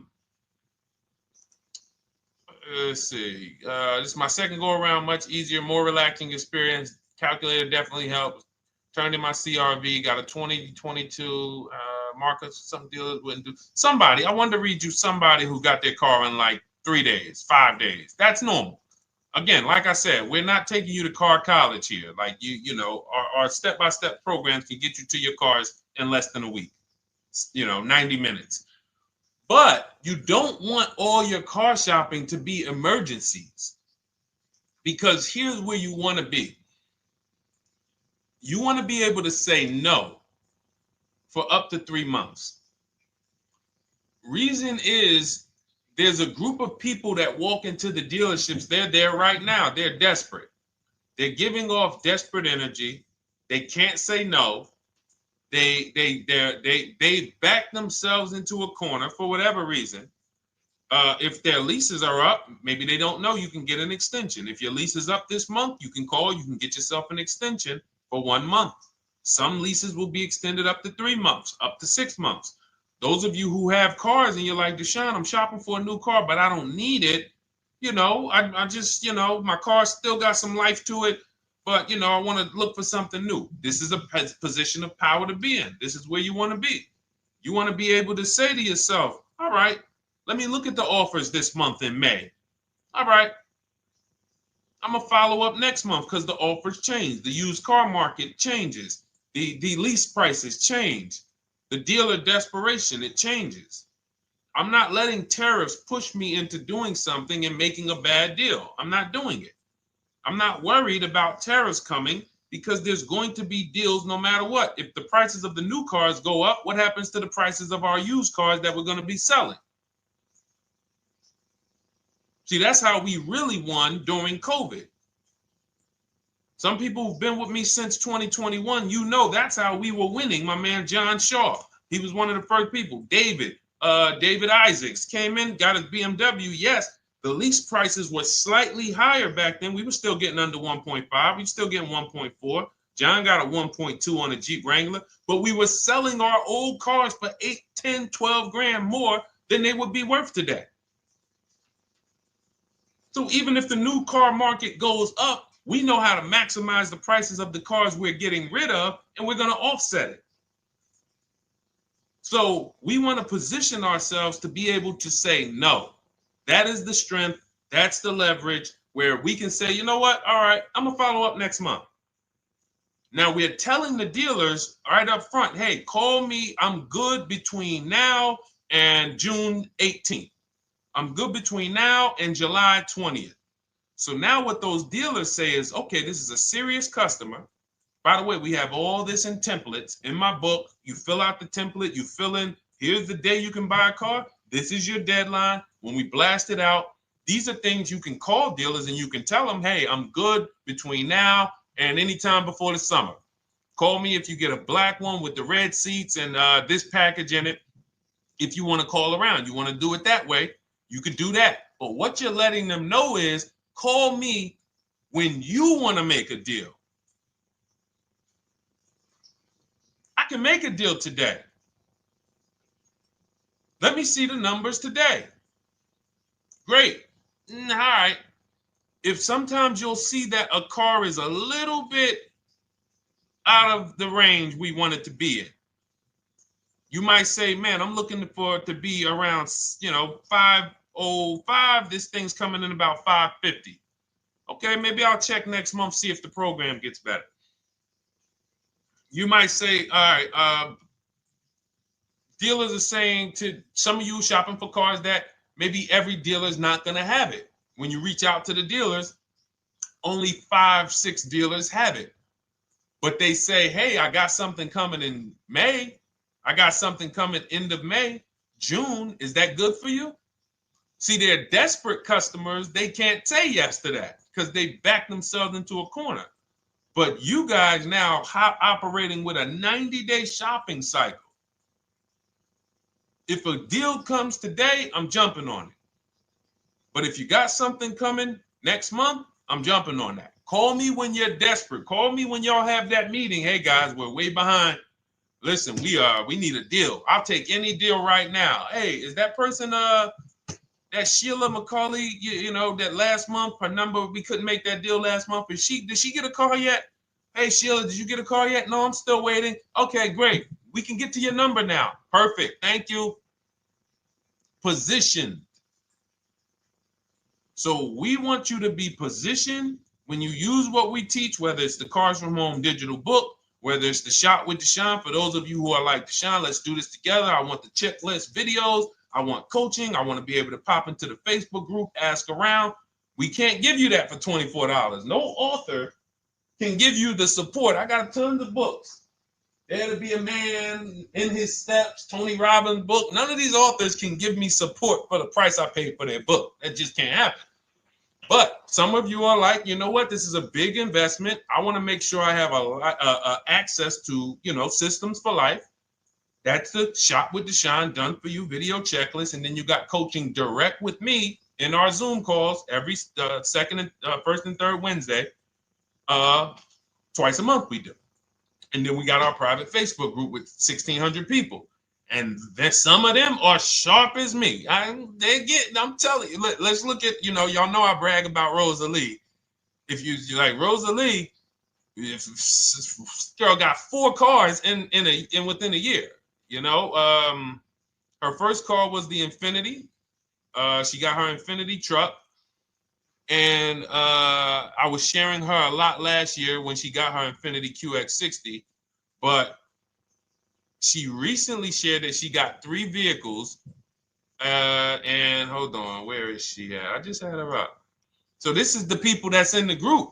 Like, look, 3 vehicles. Big shout out to Deshone the Auto Advisor for making these incredible deals happen. 3 new leases for my sons with only first month's payment down. She got a Nissan Rogue, almost $37,000 vehicle, $399 a month, no money down. Mazda CX-30 Sport, $28,000 vehicle, $28,300, $339 a month. That's a 1.2% lease. And she got a Mazda CX-50 Premium Plus, $40,400 vehicle, $420 a month. 2 1% leases and a 1.2% lease. And the cherry on top, she says, I sold 2 leases. Some of you don't even know you could sell a lease. She said, I sold 2 leases. She had equity. Now, not every lease has equity. But if 8 out of 10 leases don't have equity, then 2 out of 10 do. So if you've just been dropping your leases off at the dealership, hey, here's my old lease. Let me get the new one. Hey, here's my old lease. And you have not assessed the equity. Could there be equity in it? Imagine how much money you've left on the table. Imagine how much, wow, I didn't even know you could sell leases. She sold 2 leases, 2 2021 Elantras, walked away with $6,737 in equity. Deshone, I could not have done this without you. Your program is a game changer. So this is what we want. We want empowered car shoppers. We want people who are not intimidated. I don't care what this market does, whether I need a new car, used car, whether I got bad credit, whether I'm a high mileage driver, it does not matter. We have strategies to make sure you are going to win in this market or any market. Does not matter. Okay? So, for those of you who don't know, the whole show was sponsored by my new digital book. It's called Cars from Home, 7 Steps to Saving Time, Money, and Avoiding Dealerships. It's 5-star rated. Thank you to everyone who's rated it, reviewed it. It has everything we teach in a step-by-step format. It's normally $97, but as part of our welcome offer, you can get yours for $24 in my TikTok bio, in my Instagram bio. Click that website. It's the carsfromhometoolkit.com. Or we have a link for you guys in the YouTube comments, in the Facebook comments, and you just click the $24 welcome offer, good for 30 minutes. And for those of you who have different learning styles, or if you just want some free advice, we have some links in there for you as well. Whether you are a do-it-yourself type, whether you are do-it-with-me type Deshone, or whether Deshone, I think I qualify for that done-for-you shopping, where I can relax at home and you guys go do that work. Or like I said, you want the free advice, just start with our cheat sheets and you can go from there. Whatever is right for you, you get it done. We just want to move you from anxiety, from, oh, I don't know what to say, from watching people online who call dealers and negotiate. Hey, take off $5,000 so I can have a viral video. And now you're talking to an 80% dealer. So the 80% dealer has the $5,000 to take off. So you look like, hey, yeah, see, I just got them to take off $5,000. We don't negotiate with dealers with fake fees. Like there's a saying, we don't negotiate with terrorists. Cars from home, we don't negotiate with dealers with fake fees. None of that stuff matters. Because what you want us to think is, look, see, I took off all of this money. Don't you want to buy the car now? But you took off the fake money. Had we been talking to a 20% dealer, what money are they taking off? The real money. The real money. So if we have 2 dealers, well, let's say 8, because y'all know I use the 80%. So the 80% are over here. The 20% are this small group over here that we got to find. Now, the 80% are starting so high that when they take off all the money, it's fake money. We marked up our cars. We got platinum kits on them. We got the Hertz service plans on them, and the Simonized kit and the low, all of that stuff. Okay, so yeah, we done took off 5,000 for you, but 4,000 of it was fake. Meanwhile, this 20%, they don't have the fake. So when they take off 4,000, it's real 4,000. And we over here talking to these people. Hey, take off all that fake money. See, guys, you can do this too. So listen, we bidding is the way to go. You cannot negotiate your way to a below market deal, but you can get bids and it will make your life easier. You'll start to enjoy your car shopping. You'll start to feel like you're empowered. You're the prize. Someone won your business. They won your loan. They won the opportunity to buy your car. You are the prize. So that's what it's about. So we are here Monday through Thursday, 12 noon. Make sure you meet us live or tell your friends and family who are shopping, hey, hop on this show. We're live on TikTok, Instagram, Facebook, and YouTube. But we will broadcast the show for the rest of the day. So those who want to catch up on some things that you may have missed, or if you just jumped on and you're like, whoa, man, I missed a lot. We'll rebroadcast this show for the rest of the day. But tomorrow we'll be back, which will be Tuesday, May 6th, 12 noon. Meet us here live. Thank you so much. Welcome to the new followers. Thank you to everyone who gave me gifts. Thank you to everyone who bought a book. Thank you for those of you who are in Shop with Deshone.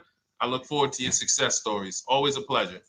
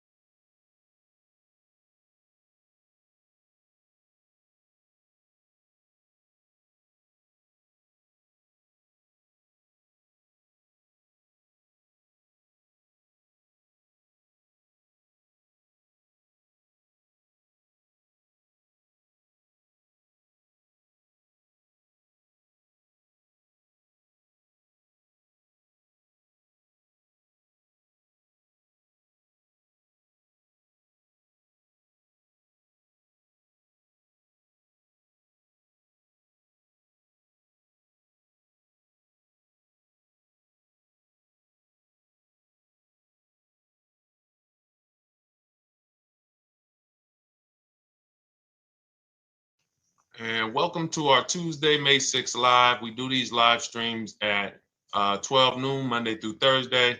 I am your host, Deshone the Auto Advisor. And for those of you who've never met me, I have devoted the last 4 years to teaching people how to get the best deals on cars and to learn all the mistakes that the industry, the car industry, would love for you to continue making, because they make a lot of money when you make mistakes. And so what we do here is we really just do questions and answers. I will teach on various topics that I feel are widely misunderstood, like the subject of leasing. And some of you who are new here, if you've never been here before, could you type a 1 in the chat if this is your first time on a stream? We do these streams about 60 to 90 minutes. And if you're going to get the most out of them, we just ask that you lock in, that you focus, because we will be talking about $1,000 mistakes. Nothing here that we'll be talking about over the next 60 to 90 minutes is hundreds of dollars. You know, I'm not looking to, have you spend some time with me on a Tuesday to talk about how to save hundreds of dollars. No offense, I'm sure that's important to some people, but we are here to talk about things that are affecting your bank account by the thousands every year. And so if you got some time, I would love for you to hit the like button, like wherever you are, and let's just tap in. You can start to type your questions. This whole stream is sponsored by my new digital book. It's called Cars from Home, 7 Steps to Saving Time, Money, and Avoiding Dealerships. It's a digital book. It's 5-star rated. Thank you to everyone who's rated the book and reviewed it.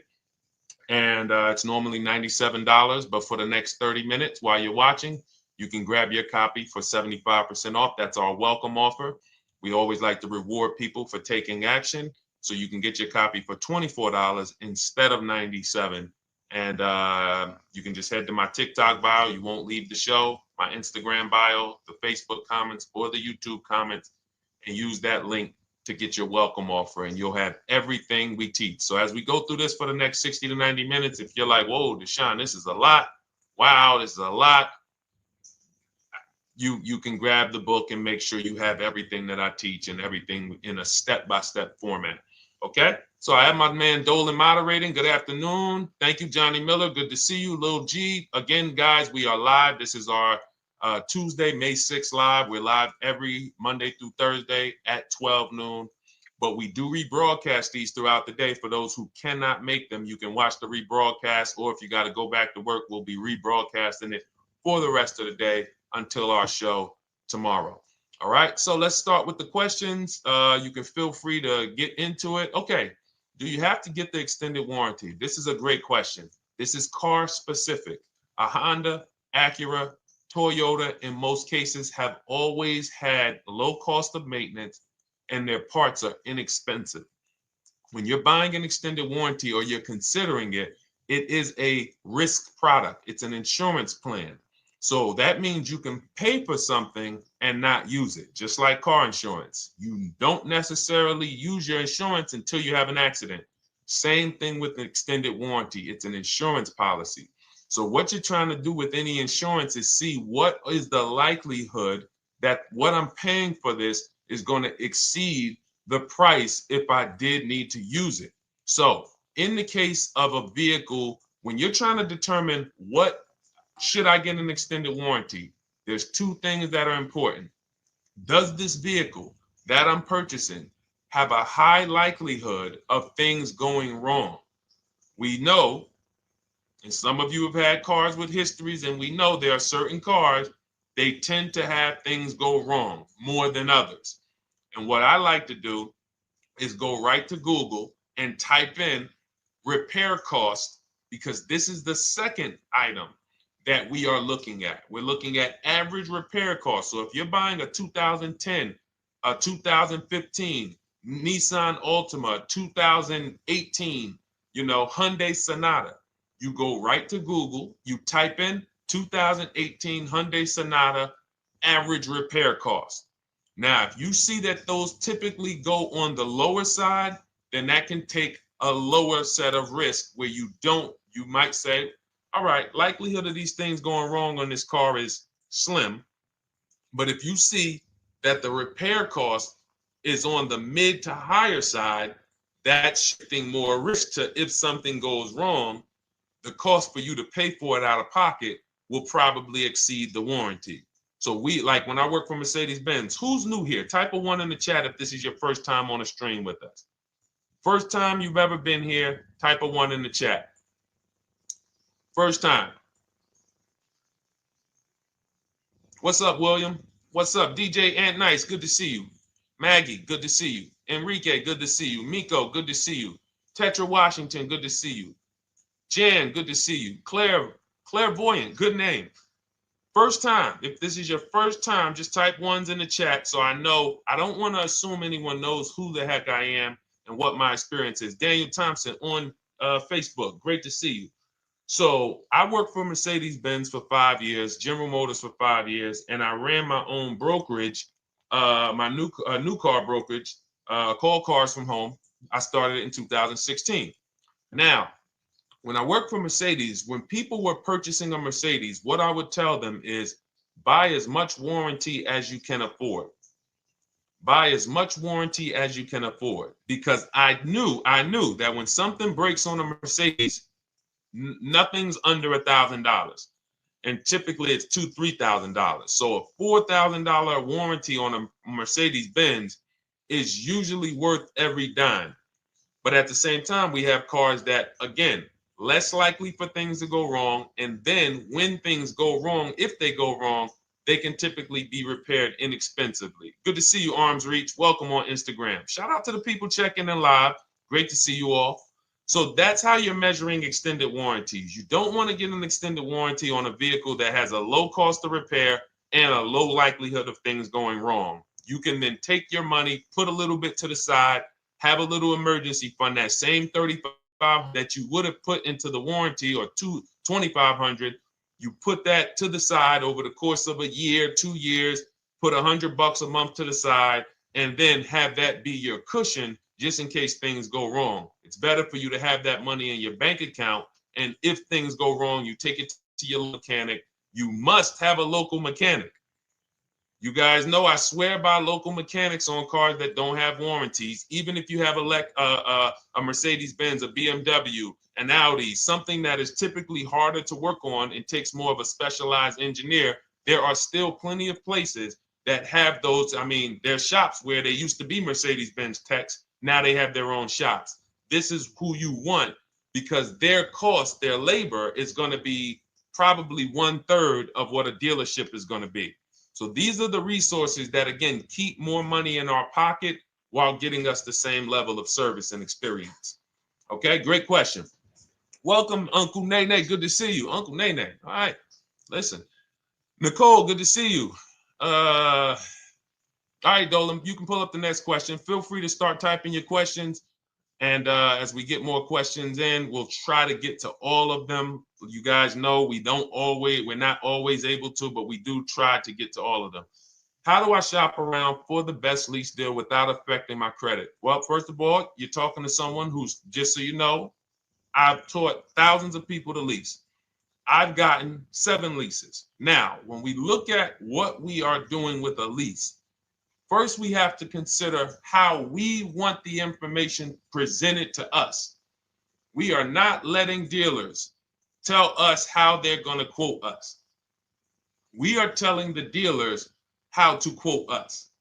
So we are going to have all our quotes. Thank you to everybody hitting the like button. I see you. I appreciate you. And shout out to the sharers. As I see people who share, I always like to give the shout outs to the people who share this broadcast with their friends and their family. And thank you to everyone who's giving gifts on TikTok and Instagram. Appreciate you all.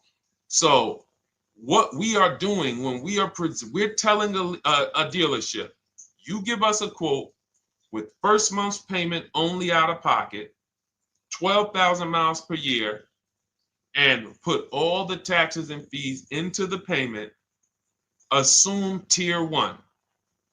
So we are presenting it now in my book and in my Shop with Deshone programs, my video checklist. I have all the templates. If you're going to do this yourself, you just need to remember how you're presenting this. You can call around to dealerships, because there's 2 ways to do this. Shopping from home.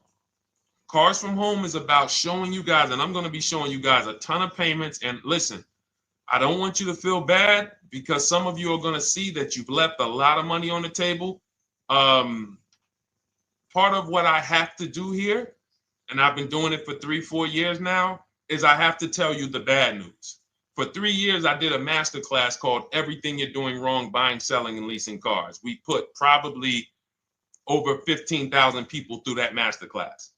But those were people who were willing to hear the bad news They knew, Deshone, I didn't. I got to hear the bad news to get to the good news. So as I show the difference in the prices that we get and the people who listen to me get, more than, forget about me, the people who are like you, the people who are on a live, saw a video, and then took action and learned what we, and use our processes, the results they get compared to what you're getting.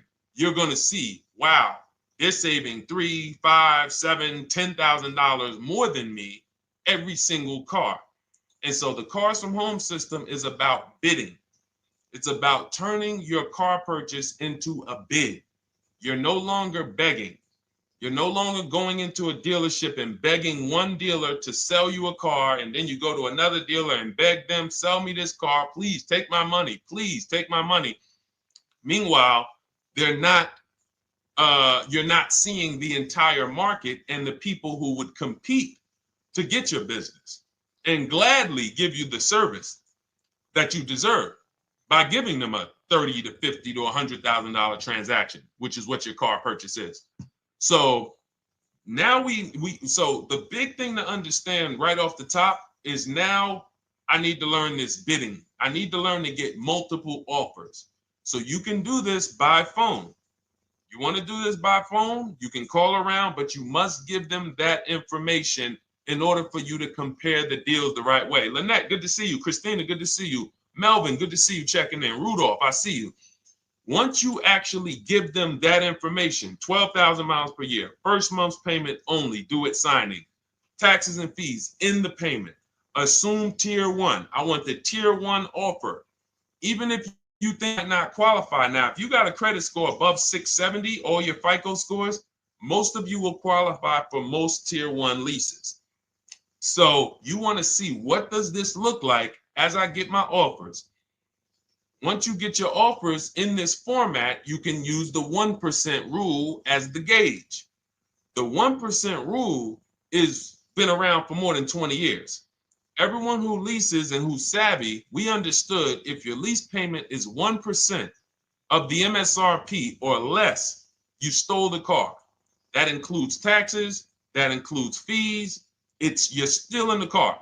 So example, we're looking at a $30,000 car, Hyundai Sonata or a Hyundai Elantra, $30,000 car. When we shop all our offers, if that lease payment is $300 per month, with only $300 due at signing. In other words, I show up, here's $300. Good to see you, GDTV. Thank you for checking in on YouTube. Once I give you that $300, that's my payment for the next 35 months. So that's a very, very low percentage of the car you're paying. It's a 1% rule. Now, in order to get a 1% lease, you need a great lease program, which means the bank has to be supporting the car, rebates, incentives, and then you need the biggest discount, the dealer who's going to give you the biggest discount. Now, one of those we can control. One of them we can't. Which one can't we control? And for those of you who are new here, we don't play around here. But my people who are moving, and again, I'll show you, like a lot of people, we got a lot of people who've been following us, using our processes. They're locked in. They're not casually on a live here. We're not casually here talking. They are locked in. Like, boom, okay, I hear you. They're answering, they're typing, they're not, vacuuming in the kitchen and trying to hear. You can't do. We're talking about your second most expensive purchase of your life. It's going to be, you got to lock in. You got to challenge yourself to block out the distractions while we're on this stream, because this is your money. And if you don't take your money seriously, the car salesman will take your money seriously. Oh, I like that.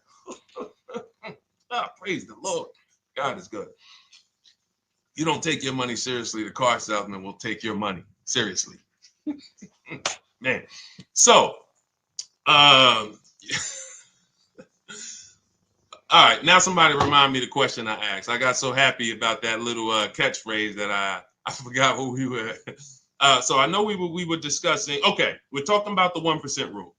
So now, one of the things we can't control is the bank. We don't know what the lease payment, what the lease program is on a car. So when we shop cars, we are going to now look at multiple offers, and here's what you're going to see. Now, I'm going to show you an example of how we know or how we expose where the dealers are concerning pricing. Now, you can't see this on TikTok, but on YouTube, Instagram, Facebook, you guys can see this. I'm going to tell you guys about it. YouTube just doesn't let us do the same type of stream. But this is a particular Infiniti that we shop for. We have offers ranging, this is a $61,000 vehicle. We have offers ranging from $680 per month, which is a 1.1% lease. So a $61,000 car, $680 per month, that's 1.1%. We divide the monthly payment into the MSRP. Now, we can see here that there are some offers already from dealers that are almost $900, $889 per month. $889 per month, $873 per month. So now when we look and we say, whoa, how can we have we have all these dealers have the exact same car, yet one of them is $200 per month higher than another dealer. Exactly. We call them the 80%. The 80%, even after back and forth, even after, hey, we'll take off some money. All right, we'll drop the payment $50 a month. Their offer is still so high. It's a horrible deal. Now, why would they offer this? And this is consistent. So I don't want y'all thinking, well, the dealers that I walk into, they're different, Deshone. They take off more money. It does not matter what you think. If you don't have the market reports, if you don't know how to get multiple offers so that you can see, we do this all around the country. We have students all around the country in Cars from Home. We have people we shop for. We have over 13,000 books sold now. Like, we have lots of data to prove this. 80% of dealers are going to be overpriced. This is another particular deal on a Toyota, a market report. And you guys can see that the out-the-door prices here, list price, $32,000. Out the door price with taxes and fees, $38,000. That means that dealer is charging all types of fees on top of their price. The $39,000 MSRP. Look at line number 3. $39,000. Out the door price is $41,000. We can see $39,000 out the door includes taxes, includes all the fees. So we can see that these out the door prices in the left, in the right column, are way higher than the MSRP, $35,798. Out the door price is $39,700. But look at the green. Look at the green. This is what we call, we found the dealer at this time who wanted to win the bid. They wanted to win the bid. They needed the car sold. This is a rotation. We don't say to them, wow, they won the bid one time, so they must win the bid all the time. No dealer can win the bid all the time, or they'll be out of business. But in this particular case, at this particular time, for this particular client, this dealer said, we're going to sell this car for that's $35,500, and out the door with taxes and all the fees, $34,994. That is a over $4,000 discount off this vehicle. When all the other dealers are, not only are they not giving you a discount, they're charging over list. And they might come and say, all right, we'll take off $500. We'll take off $1,000. We'll take off $1,500. They might start so high with you guys that you think, wow, they started up here and I talked them down. They took off $3,000 from me, but they already were $3,000 in fake fees, protection plans, and all of this padding, dealer adjustments, which is fake fees. So whenever they say, because the dealer gets a minimum of a 6% profit margin, from list to invoice, we have profit. From invoice to holdback to triple net, we have money. That's all the profit margin. On top of that, when we add a dealer adjustment, what we're saying is we're going to sell this car to someone who does not have the skills to find our competition. And they're going to come in, and if we got to take off $2,000 to make them think they won, this is what we're going to do. But what we do here, what people like Brian is going to do, look, just finalize my first ever lease using your system, 2025 Honda HRV, $30,000 vehicle, $395 a month payment. no money down. His initial quote was $434. He ended up using our calculator, which we have in our book and in our program. If we put all our offers into that calculator, it tells us what to counter. He gets that offer for $395. That's his deal. We look at somebody like Wendell. Look, thank you. It's the least I can say for your book, Cars from Home. We're still in the middle of the process. Just sold our car today, like 10 minutes ago, for 30% above value. Why? Because he got bids. Look, using the insights from your book. I've read the book multiple times and told many people about it because it's that good. It's so intuitive and insightful. We'll be moving to the next step soon, and I'll write again. So now you heard him say we're moving to the next step soon. Step 2 in my book is the equity assessment. That's when we get bids for the car we have. We get bids. You're going to go to, listen, you should never be trading your cars in. Let me ask you all a question. Do we get the most money for you name me one thing that we get the most money for that thing trading it. Name me one thing. If I had this iPhone, do I get more money trading that iPhone in for another phone, or do I get more money listing it online and selling it to whoever will pay the most? Trading or selling? Let's go. Who's locked in? Tax advantages are very small. I understand you, Ronald, but the tax advantages, we have people that are selling their cars to cash buyers for $3 to $5 grand more than what they can get on trade.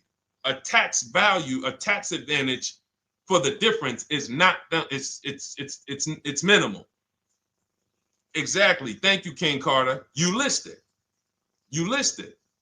So the money is in the bids and the competition. So going back to this person who asked the question, how do I get the best deal on a lease? It's going to be through multiple offers. That's my 2 favorite words. I would wear them on a shirt if I didn't wear unlearn, relearn. Because more than multiple offers, I need you to unlearn. Because the people who come with bad information from years, Deshone, this is not how my uncle taught me to buy cars. Deshone, this is not how I ever heard about getting cars. I was always taught just go in and just don't tell them about your trade and then ask to see the invoice and all of this stuff. That's what I was taught. Yeah, but you're not going to get the prices we're getting until you unlearn all of that bad information. Bidding is how we buy everything. When we go into the supermarket to get spaghetti sauce, all of those companies are bidding. They're bidding. Hey, listen, we'll sell you this for $3.99. Hey, we'll sell you this for $5.29. But we got a better product. We got quality. Look at us. Look, it's all bids. Everyone who wants to sell us something is competing, except car dealers. Y'all notice that? So the mindset that y'all got to have if y'all want to really win and save all of this money and get these huge discounts is I'm going to start purchasing and leasing cars like I buy other things. It's going to be a competition. And I promise you, your whole life is going to change. Your entire car buying experience will change forever. You will be sitting here just like my man Ken, graduated, $585 a month payment, no money down on his Nissan Murano Platinum, $50,000 vehicle. He's paying $585, no money down. $50,000 vehicle. How much would a $50,000 vehicle cost us on a loan if he purchased it? How much would a $50,000? Some of you know every $5,000 is how much per month. Let me see who's locked in. Who's locked in? Every $5,000 is how much per month on a loan. I see you, Daniel Thompson. Check in. Good to see you, Dane. Thank you for breaking it down with complete truth. Keeping eyes wide open to know what to exactly expect. There you go, Dane. Welcome. Glad to have you here. We do not play around when it comes to this. All I want you doing is winning with cars, in love with your deals every time you get a car. All right, nobody knows the 5,000. How much is every $5,000 on a car payment? Come on, y'all. These are principles we've been teaching. Thank you, Daniel. $100. Thank you. $100. So we always want to default to a 5-year loan. I'm going to tell you why. when you default to a 5-year loan, you're in a safe position. Now, defaulting to a 5-year loan means when I look at a $20,000 car, I'm thinking $400 per month. 5-year loan, every $5,000 is $100 per month. If worst case scenario, I'm trying to get a little bit more car, then I'll go to a 6-year loan, but that's the max. I'm not going past a 6-year loan on a car. That's like going to a 40-year mortgage on a house. They're available. It's not a good idea. So when we look at these, you say to yourself, wow, a $50,000 car, that should cost him, if he did no, remember, this is a no money down deal. We're just looking at how much money we're putting in these cars. That car would cost him about $1,000 a month if he purchased it, 5-year loan, no money down. Which is why when people purchase their cars, what do they typically do? Come up with a ton of money, 10 grand, 15 grand, 20 grand, because they're going to pay into that car to try to lower that payment, because that payment. But some of us who don't have the down payment, we're financing most or all of the car. But here's the thing. I don't want you to feel bad if you're one of those people who's like, Deshone, I really don't be having those down payments of 10 grand, 15 grand, but I want to drive something quality. Exactly, I hear you. Here's the bad part about the people who are putting 15 grand down on their cars, but they're breaking the 8-year rule. This is what we call in Cars from Home and everything I teach, the most important question is how many years are you going to keep this next car? If it's not 8, then we don't purchase those cars, because here's what happens with people who go into their bank account, slap $15,000 down in a car, and don't keep the cars 8 years. And if anybody's willing to be honest, they will confirm this right here on the stream. When they go to replace that car in 3 years or 4 years, they literally have a little bit of equity. Maybe they're just breaking even. They're not getting that 15 grand back. It's gone. It's gone. Anyone who puts 10 grand down on a car and then comes back in 3 years, 4 years, all right, I had the car 4 years, 5, listen, I'm going to switch this thing up. They still have a payment. They are barely breaking even. Meanwhile, their payment was 400 or 500, almost double what it would have been if they leased a car, got a below market lease, and they drove a car, no warranty after 3 years, they're driving an inferior product. So if it sounds like I'm here to destroy people from purchasing who are not keeping their cars long term, that is the goal. Because as long as you are buying cars that you're not keeping 8 years and you buy them, you turn around and you replace them, you are going to continue to spend way more money than people getting below market leases like Ken and like a lot of other people I'm going to show you on the stream. Lots of other people. Look, dealer American Senior Benefits Plan. He's enrolled with us under his company name. Dealer MSRP on this car was $36,300. 2025 Kia Sport X line. MSR, boom, boom, 561. Monthly payment is $400. Use the system back and forth. Got $400 a month on a 2025 $36,000 car. Once we put our taxes and fees in that would be a $700+ payment. $700 payment. He's paying $400. And y'all wonder why people are losing cars. $300 more per month to drive the same car? It's ridiculous. Imagine somebody like you, when you learn, now you're pulling up. I'm going to tell y'all one more story, and then we'll go into some more questions, because you might not remember what I'm saying. So those of you who have the book, you got this for the rest of your life. But you will remember, hopefully, a story. I'll tell you about my neighbor. So my neighbor finds out that I'm into this car business and that I educate. And he said, hey, Deshone, I was watching some of your videos and I come across this 8-year rule that you teach. And his wife had actually had a Kia Telluride. Popular vehicles, probably been one of the most popular SUVs, that the Palisade, since 2007, 2019. Super popular vehicles. People were charging $5,000 over sticker for them during the pandemic. People were paying it. We were getting them at discounts. Now, his wife totals the truck. She has an accident, totals the truck. She's fine. Truck is totaled. He was financing it. He said, Deshone, I see this 8-year rule thing, man, and I don't keep my cars 8 years. I said, okay. He said, so I'm thinking I should, like, you're saying I should be shopping for a lease on my next one. I said, exactly. I said, make sure you get multiple offers, because if you just walk in and say, hey, work me up a lease, they'll give you the same payment you had on the purchase.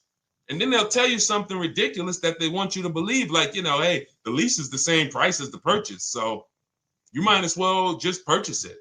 And people believe this stuff. Now, I said, you get multiple offers, stay at home. He calls me, he says, Deshone, I got the new version of the Telluride, new. I'm paying $479 a month. He's $497, and then he said, I think he put down like $1,000, bring it down to $479. $497. He was just paying $800. Do you think anyone can tell him anything about leasing? He's pulling up in the same exact truck. In fact, the newer version. He knows he wasn't going to keep the car long term anyway. He's not going to pay it off and then keep the car and have a paid off Kia Telluride for 10 years. That's not what he does. He keeps them 3 years, 5 years, 7 years, and then he replaces them. So why is he paying $800 a month for years, no warranty, when he could be driving brand new ones for $497 a month, problem free? But as I said, some people are determined to pay more. But the people who, once you get this leasing thing, if you're not keeping your cars, it will change your life. Now, again, I got a car I'm purchasing, we're keeping it. Anything you are buying, keeping 8 years, forget about leasing. It shouldn't be a thing. Who keeps their cars more than 8 years? Let us know.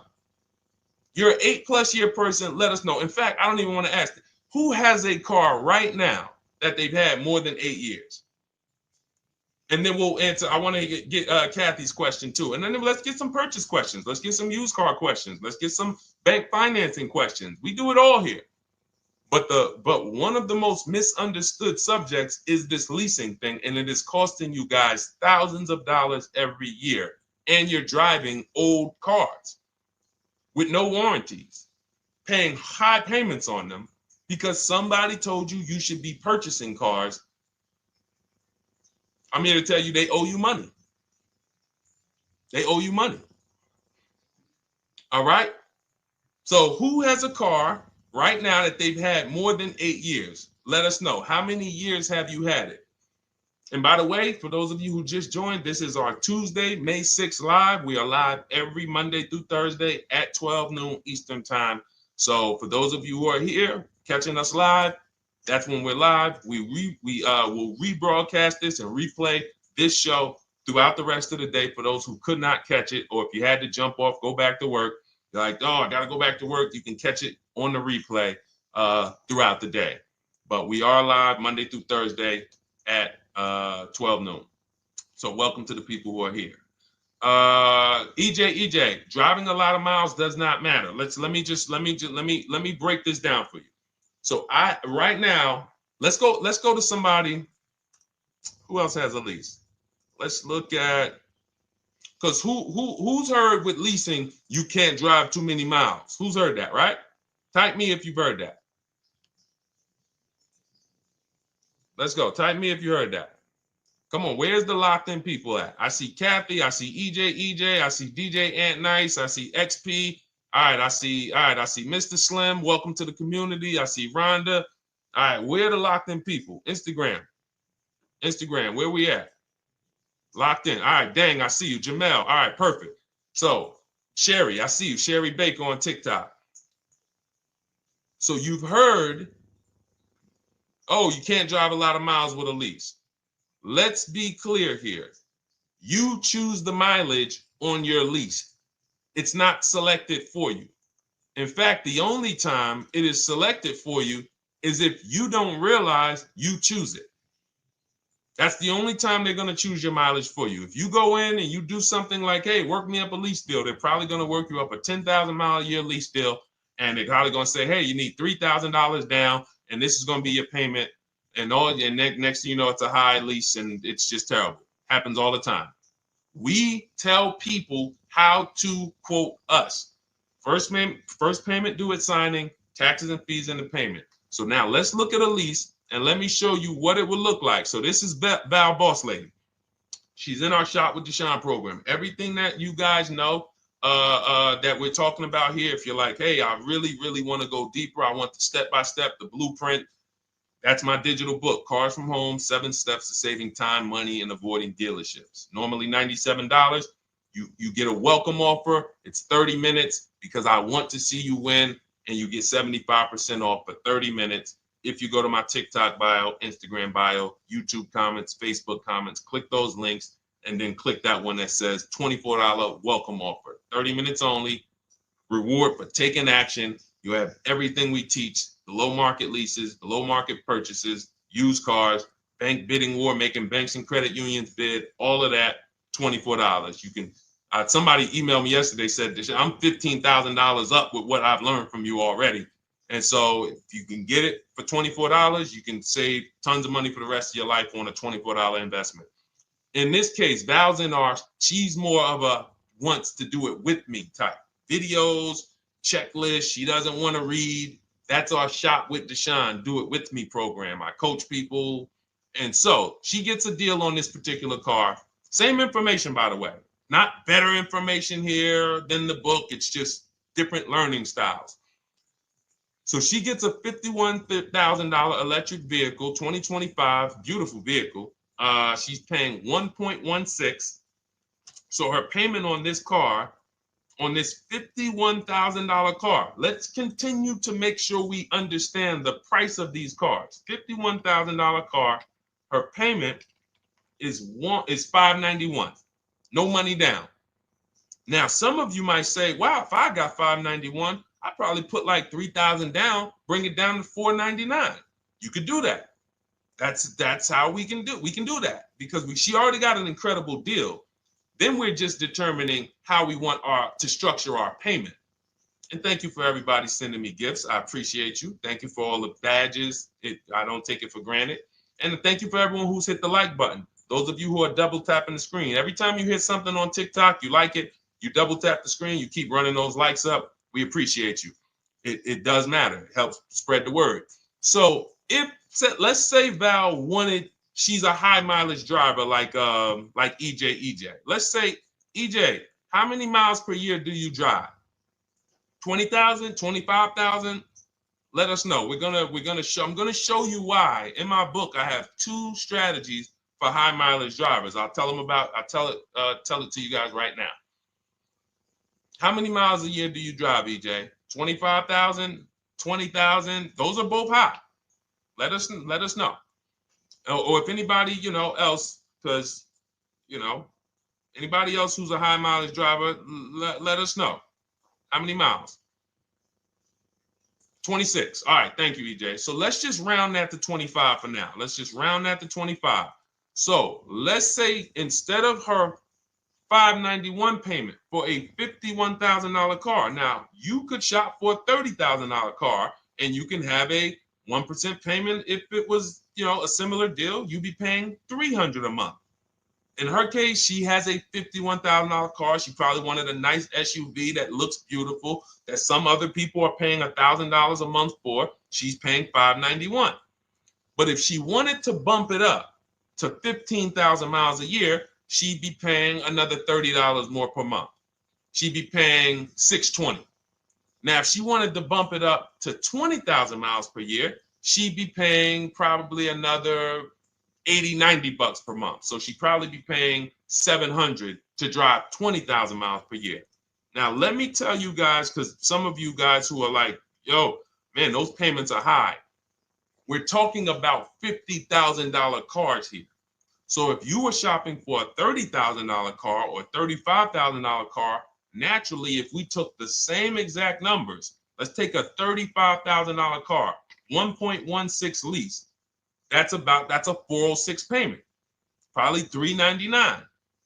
So now, in order to go, and let's say you're a high mileage driver, just like EJ, you want to add another 15,000 miles to your lease. You're probably going from 400 to 550 or 575. But you have all the mileage you need. And here's the beautiful thing about that. If I'm paying $175 more per month, but I get all the mileage I want, and when I drop this thing off, I get a new one, I don't have to worry about negative equity, and I put no money down.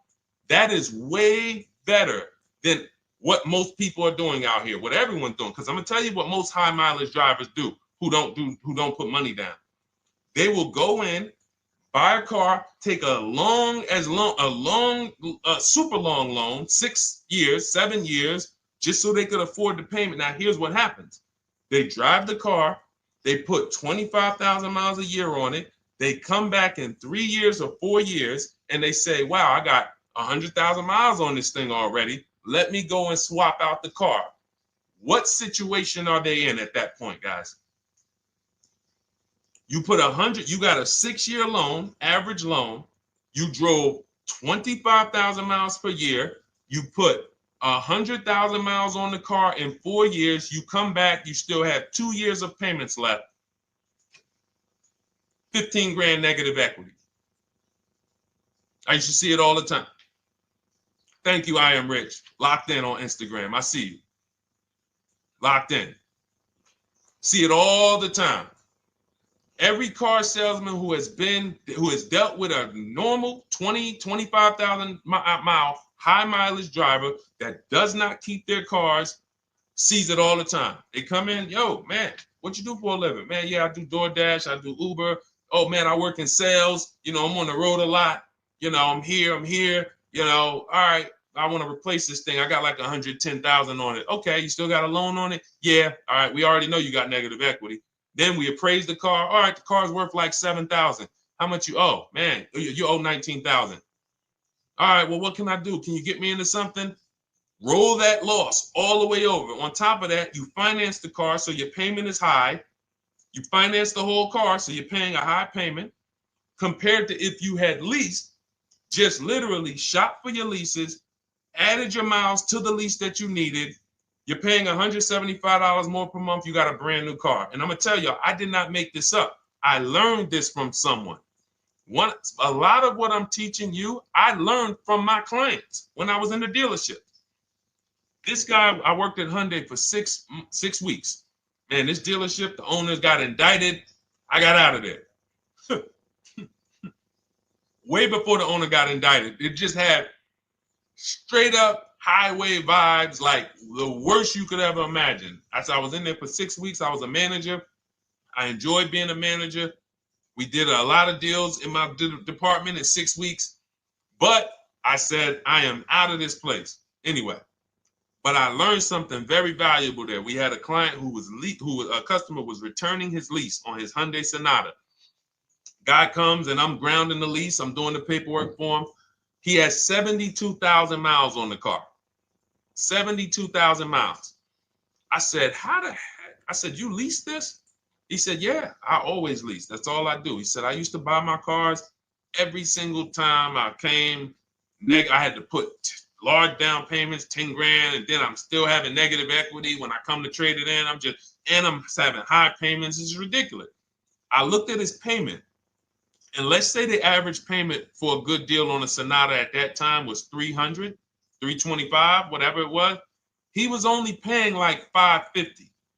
He was only paying like $150, $175 more per month. He had a 25,000 mile a year lease. And that's what he did.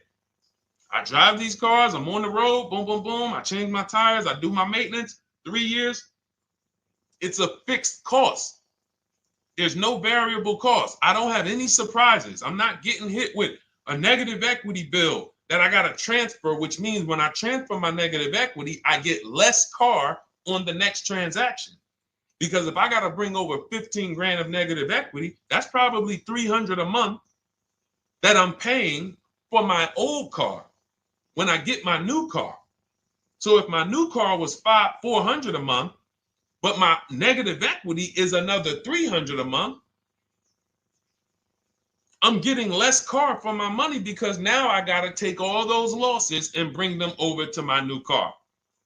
This is high mileage drivers and people who don't understand leasing. That's why you're losing so much money. And when you just flip the switch and realize Deshone is not talking to me emotionally, I am not talking to you about never do this, never do this, like these other people who say this, do this. This is how you buy a car. They never talk numbers. Y'all notice that? You notice that, right? You never hear them talk numbers. It's always never do this, always do this. This is the worst way to do this. This is the most expensive way to do this. This costs you the most money. They never talk numbers, though. That's why everything I do is to show you the numbers. Thousands of transactions since 2006 in the car business, helping people the last 4 years all around the country. This is the numbers that they might not understand. So if you're not keeping your car 8 years, it does not matter if you drive 20,000 miles a year, 25,000. You should be looking at a high mileage lease. Or my second strategy for high mileage drivers is this, because some of you want a nice car. This is for my people who you're like, man, Deshone, I'm on the road. I got my car that I do my work in. I kind of, slep it around. I don't really want to lease something and then put, that wear on it. I got stuff. I'm throwing bags in the back, whatever it may be. There's a strategy we created called 2 cars, 1 payment. And what will happen is your first car will be a purchase. And if you have an existing car, you're going to keep that. So let's say you have a car now, you're driving a lot of miles, you're doing your 25,000 miles a year. You pay that car off. You keep that car, and then you go and you lease you something nice, regular mileage. So you might get a 12,000 mile a year lease, and then you drive 12,000 in your mileage car, 12,000 on your nice car. Because some people are like, I want a car that I could, when I need to go somewhere nice, this is what I want to drive. When I'm with my family, this is what I want to drive. But when I go to work 5 days a week, I'm going to drive my mileage car, 3 or 4 of those days, and then I'll take the lease maybe 1 of those days, and I'm splitting the mileage. You still have 1 payment. It's low. And then every couple years, you replace the mileage car or you replace the lease car, and depending on when the lease is up. But you want to keep that, and that mileage car should be something that will last. Ideally, something that you can get 200, 300,000 miles a year out of that car, because that's what that car is there for. Man, I'm hopping in this thing, man. Oh, transmission went out at 170,000 miles. Go get you a rebuilt transmission, boom, boom, drop it in there for $2 grand, get another 80,000 miles out of that car, but you still got your lease car and you're just splitting the mileage. Both of those are short-term strategies for high mileage drivers. That is not for long-term people. If you're a long-term person, I keep my cars 8+ years, forget about leasing. You should just be finding the best deal, below market purchase, keep the car, something you can keep for 8+ years. You can put 30,000 miles a year on a car 8 years in a row. If you get the right car, and in 8 years, you got 240,000 miles, and then you replace it. Forget about leasing. This is only for you guys not keeping your cars 8 years. You're getting killed on depreciation. You're paying tons of money. This is you are the people who should be leasing. Okay? So everything we're talking about this is the Cars from Home system. We teach this. I'm not freestyling this. This is in my book, digital book, Cars from Home, 7 Steps to Saving Time, Money, and Avoiding Dealerships. We have two strategies for high mileage short-term drivers, 1 strategy for high mileage long-term drivers. And so if you want your copy, you can get it for 75% off. That's our welcome offer to you. As a 30 minutes welcome. Thanks for being here. I want to reward you. If you want everything we teach in a step-by-step way, go grab your digital copy. It's in my TikTok bio. It's in my Instagram bio. Click those links. We also got a link in the YouTube comments and the Facebook comments. Grab your copy. And make sure as soon as you purchase, screenshot the thank you page. You're going to see thank you for your purchase. screenshot this page because it has my support team's email on there. And then there's a link for you to open the book right there. You can save it right to your computer or right to your phone. Okay. But and we also have a special for those of you who are like Deshone. What about that, video checklist and coaching program? That's lifetime access to my video checklist. You're like, maybe Deshone, I don't really read. I like step-by-step videos. And also, I want to be in your Facebook group. We have 1,600 people before you that are in that group. 2,300 people that are shopping with us that have a lifetime access to our video checklist. We have a $200 special for that welcome offer. And so I'm always about rewarding people for taking action with a special offer. It's limited time though. And so get in where you fit in. All right, let's keep it going. Thank you, Corey. Said amazing knowledge. Thank you. And I'm glad I saw somebody said that's a great idea with the 2 cars. Thank you. It's a great idea. All right. You've convinced me to lease my next vehicle. Awesome. Awesome. Does your service shop for lease terms on the car? Absolutely. If you qualify for done for you, that means you just want to relax. That means we only shop for new cars and leases for people, new purchases and leases. And you have to have a FICO score over 670. But yes, here is a market report that we prepared for a client. Let me put on Do Not Disturb. Here's a market report we prepared for a client. Okay, so I showed you that that's an affinity. We didn't even finish that. We had just started for this client. But this is, do I have one here? No. Do I have a lease market report here? Yeah, right here. So that's an example of what a Kia, this is a particular Kia lease where their best offer was a 1.27 offer. Now, here's how you know you found the bottom of the market. And again, whether you're using the book or whether you're calling around, again, you can call around to do this. The key is not going into dealerships. You cannot do this going in. Once you get your offers, you know you found the bottom when your best offer is between $150 to $200 less per month than your worst offer. And if you're purchasing, you should see a spread of between $3,000 and $5,000 minimum between your best offer and your worst offer. That's when you know you've shopped correctly. Because until you find the 80% dealers, you have not shopped correctly. If you're like Deshone, these prices still seem close. You have not found, you're talking to the 80%. You haven't found the 20% yet. Because the 20% is going to be that $3,000 to $5,000 less than the 80%. That is just the numbers. That's the way it works. So yes, so when some cars you're going to see that the lease program won't allow for a 1.1% lease. The best offer, like, we've shopped Hyundai Palisades for years. And I got my dad one back in November. And his best offer is like around 1.3, 1.28. That's the best I've ever seen on a Palisade. I've never seen a 1.1 on a Palisade. I've had people in our Charles. Some of you know I posted pictures of him when he got his Palisade last year. We clear out the old pictures because we got a bunch of new people with 2025. So we're not going to sit here and talk about 2024s anymore. We got Ken, we got Melissa, we got Sheree, we got a bunch of new people, just Ralph. We're not going to, but I do remember posting Charles who got his Palisade and he's like, he shopped, used the system, got his multiple offers. Best deal was 1.3. So that's where it comes in at because of the lease program. That dealer is already taken off to win the bid, probably taking off $5-6 grand. But if they don't have more rebates and more incentives and a better, then it's not going to lead to a 1% lease. So the 1% leases come from major incentives. Maybe sometimes they have too many of the vehicles. They want to move them. Lots of bank support. But what I tell you is you should be looking for between 1.25 and 1.5. That's how you should budget for a lease, between 1.25 and 1.5. That's a great deal. And if it has a really aggressive lease program, once you get your bids, you're going to see it fall under the 1.25. You see it fall into 1.1, 1.2. but we don't know what the lease program will be until after we shop for that vehicle. Okay? So yes, absolutely. It's an empowering way to shop.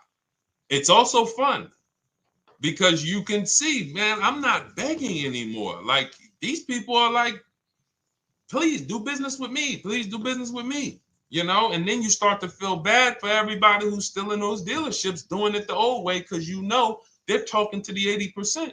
There's no way they can win. They don't even know there is an 80% to realize that's who they're talking to. So when the dealer says, all right, I'll take off $4,000, they're like, wow, I won. Man, the dealer took off $4,000. But if they saw the whole market, they would understand that that dealer actually is overpriced by $7,000, $10,000. So taking off the $4,000 means nothing. It's just sad. It's a sad thing. And that's why I spend my time trying to convert you guys from negotiating one-to-one to getting multiple offers so that you can see for yourself. All right. Thank you, Julie, name Richardson. Thank you for sharing. XP got the number 2 gifted badge. Forgive me because I don't really know what that means, but I just know that's what it's saying. So I appreciate it. Thank you, Corey22. Sherry Baker, thank you so much. Number 1 gifted badge. All right, let's go to some more questions. We got some more questions. Dolan, I'm sure you got a lot of them. And what I'm going to do for the rest of the broadcast is just try to do rapid fire questions and answers. Okay. And if you guys want me to go deeper on any particular subject, then just feel free to say, hey, could you go deeper on that? How do you get a car loan with bad credit? Well, we have a resource. It's not our company. We have nothing to do with them. But we always try to stay up to speed on who's financing people with bad credit, because the goal is you don't want a dealer controlling your financing. Somebody just came up to me. He's a neighbor. He's like, aren't you in the car business? I said, well, yes and no. He's like, well, listen, I got a connected Acura. Anybody you send me, they get anybody approved, I'll give you $1,000. I said, okay, cool. Thanks for the information. For them to give me $1,000 just for sending the customer, and he's also a middleman, he's not a salesman, how much money are they making on the customers? If they're going to give me $1,000 just for sending someone with bad credit to them, how much are they making on the deal? Arms Reach, congratulations. Just got my book. You use it when, please send me your email testimonial. Well, as you use it, just as you do your equity assess, everything, email me. Congratulations. How much are they making? We can imagine, right? If they're giving me $1,000 just for bringing them the customer. So this is what happens when you let the dealership control the loan. Because why do we separate? All right, I'm gonna break something down I call the 3 pillars of great car deals. Three pillars. You can't get a great car deal without maximizing each pillar. And some of y'all that have been with us for 3 years, y'all already know the 3 pillars. First, who you buy your car from. Second, who you get your loan from.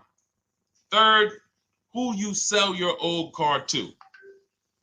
That's 3 separate transactions. The car business has trained you guys to give them all 3. All 3. The car business has trained you guys to give them 3 transactions. Anytime you purchase the car, who's done this? Be honest. Purchased the car from a dealership, sold them your old car, in which case you call it a trade, and they got you your loan. Who's done this? 3 transactions in one. Why do we know these are 3 transactions? One, there's competition. People want to buy your car. It's okay, Corey. That's that. Thank you for being honest. That's how we change. The reason why we know that these are 3 transactions because there's people who want to compete in every one of them. There are people who want to buy your car. That's why step 2 in our book, we never trade. We get offers from CarMax, Driveway, Carvana, AutoNation, Car Gurus, Kelly's Blue Book Instant Cash Offer. It's a bid. We just had someone sell their lease. Miss Hickman, she sold her lease, made $4,700 selling her lease. CarMax won the bid. Drove the car for 3 years, had equity. She dropped her lease off. They gave her $4,700. Won the bid. That's one pillar. Second, who I'm going to get my loan from if I'm getting a loan. Those of you who are paying cash or leasing, this is not a pillar. But we need to bid out our loan. We had a great talk yesterday on our show yesterday where I asked, who do you guys get your loans from? Most people said the bank, the credit union, the dealership. One person said the right answer, whoever gives me the best APR. That's the right answer. And then we have who we buy our car from. There's banks and credit unions that want to compete for our loan. There's multiple dealers who want to compete to sell us a car. So we can't get a great deal until we have bid out each pillar. And that's why when we have bad credit, if we let the dealer now control, this dealer has a car. We didn't bid out that car to find out, is it a great price? Now they're also giving me the loan and they're charging me 25%. We didn't bid that out to see, is that the best loan I could get, even with my bad credit? Is that the best loan I can get? So the key, what you want to do first, if you have bad credit, is I'm online looking for anyone who will finance me with bad credit separate from the dealer. I'm not going to Carvana.com and saying, hey, you can get a car with us you can get a loan with us as long as you buy a car from us. You're mixing the transactions. You're taking away my ability to get bids. I'm finding someone you should check out. There's a resource.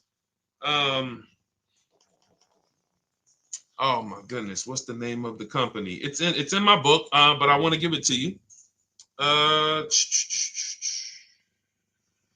Goodness, it's slipping my mind right now. Send me an email or a DM, because here's the thing. If you use just that part and get the loan funded, but you don't know how to bid out everything else and structure your transactions, and are you keeping the car 8 years? Because if you're not keeping the car 8 years and you're like, Deshone, I hear you talking about leasing. I'm not keeping my car 8 years, but my credit's not good. The only purpose, if you telling me that I could be driving brand new cars for cents on the dollar, but I don't qualify right now, this car that I'm going to get is to set me up. So I'm not going to get a $30,000 car. I'm going to get me a $12,000 car, $10,000 car, the cheapest car I can get a loan on, so I can establish a payment history. And once I establish a 2-year payment history, yeah, I'm going to drive a car less than what I could drive. I got the money. I could afford more than this. But you're not setting yourself up for the right transaction. You should be setting yourself up and saying, all right, I'm going to sacrifice with this car, drive something that I know this is not my ideal car, but I'm going to build 2 years of payment history. So when I go and I swap into my lease in 2 years, I'm out with a brand new car. I'm paying cents on the dollar, and I won. But it was a plan. It was a long-term plan.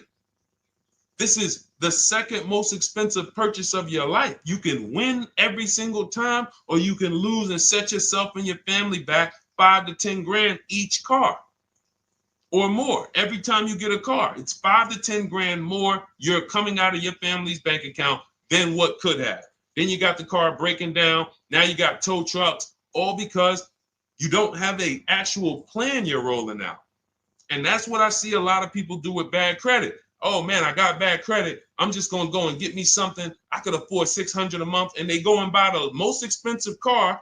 But because 25% interest is on the loan, they're not getting the most car for their money. Now, 3 years down the road, they're going to pay the high payment, still have negative equity because their interest is so high. And then they go and swap and do it again. And because the payment's so high and the car is older, because they want something fancy, but they really can't get that because, again, the interest is high. That's eating into their budget. Now they're going 3 years down the road. They missed 3 payments. They were late 3 times, so they're no closer to leasing. Credit's still bad. This is disaster. So if you're a long-term person, I break it down for you guys into two groups of people: long-term, short-term. Long-term high mileage driver, short-term high mileage driver, different plan. Long-term bad credit person, short-term bad credit person, different plan. If I'm a long-term person with bad credit, here's what I'm doing: finding the absolute best car I could find, getting bids, either new cars or used cars. We got the strategies for both. You can use the marketplaces, cars.com, Car Auto Trader. We got a whole strategy for how we find used cars, but you find that car, you pay your loan of 20%, 19%, 18%, if that's the best you can get. Because here's what you're going to do. In 2 years, you're not swapping into a lease. In 2 years, you've established a payment history, you fixed your credit, and now what are we going to do? You got a quality car. You're not thinking about trading it. You're not thinking about replacing it. You're like, man, this is my car. It's a great car. I'm just paying daggone 20% interest. What do I do now after 2 years?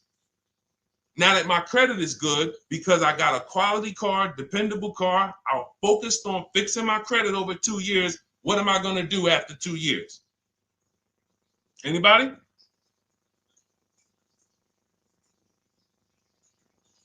Thank you, Arms Reach. Refinancing the car. Exactly. Exactly. So that's the bad credit long-term strategy. Great car, dependable car, car's not going to break. This car is going to last me 10 years. Right now, when I bought it, 20% interest rate. That was where my credit was. But I worked on my credit. Boom. I'm a 690 now. I'm a 720 now. I'm refinancing that into a short-term, into a shorter-term loan, and I won. Pay this thing off, and I'm going to keep it. Nothing to talk about leasing. Leasing only comes into play where the 8-year rule is concerned. I'm not keeping this next car 8 years. I should be setting myself up to lease, or I should be leasing. That's how I'm going to save the most money, keep the most money in my bank account, have the best car. Not even close. Not even close. All the wins for the purchasers are after 8 years. People who are like, man, Deshone, I got a car, man. I had this thing 12 years, man. It's been paid off for 6 years. I ain't had a payment. I love it. Long-term purchaser. You won. You won. Who's in that situation? Who has a car outside that they've had for more than a decade? Paid off. You can give it to your son. You can give it to your daughter. It's an extra car. That's purchasing. That's the wins. That's what we call the reward stage of purchasing. But you got to get there. All right. All right, let's go. A lot more questions. We got probably another 20 minutes we'll stay on, so let's keep it moving. But again, Lend Buzz, that's the company. Lend, Lendbuzz. They started, I started seeing them about 18 months, 2 years ago, and they were loaning to people with, international students, people who didn't have credit. You want to try to find a place that will fund you independent of the dealership. That is what your goal is at all times. Independent of the dealership. Here, you qualify based on your income and your credit. You qualify for $18,000. Go find a car now. That is what you want. You don't want people mixing the bank loan with the car and two pillars that they are controlling. We're controlling the price of this car. We're controlling your interest rate. We don't want that. Yep, exactly, Cindy. For those who just joined, this is our Tuesday, May 6th live. We do these lives Monday through Thursday at 12 noon, so you can tell your friends, family. We wanted to now come up with a constant and consistent time where I can meet with you guys. If you don't have, if you can't stay the whole broadcast, we will replay these throughout the day because sometimes people got to jet back to work. They're watching us on the lunch break. You can catch up on the whole rest of the show throughout the day, all the way up until tomorrow, and then over the weekend, we'll play a whole compilation of all the shows for people who really want to dig in and hear all the questions that we answered throughout the week on, Monday through Thursday. But if you want to join us live, set your calendar, set an alarm, meet us on any channel. We're on TikTok, Instagram, Facebook, and YouTube on the Deshone the Auto Advisor channels, 12 noon, Monday through Thursday. All right. Let's go. Next question, Dolan. All right. What are your thoughts on purchasing used versus new? It's a great question, Kathy. For me, it's a matter of budget and values. It's only a matter of values if you can afford both. So if you can get everything you want in a new car for your budget, everything you want, everything that you need, and you can afford it in a new car, you have the option to choose both. So it becomes a matter of values. In my book, I teach, are you a person who's like, I want to reward myself. I only get a new car every decade. I'm going to keep this thing 10 years. I want the latest and greatest. Therefore, I'm going to shop and get the best offer, get me a below market purchase. Because y'all notice I always put in a caveat of a below market purchase, below market lease. That's all we're talking about here with Cars from Home. That's all we're talking about. You need to, every purchase you make or lease you get, you want it to be a below market lease or purchase.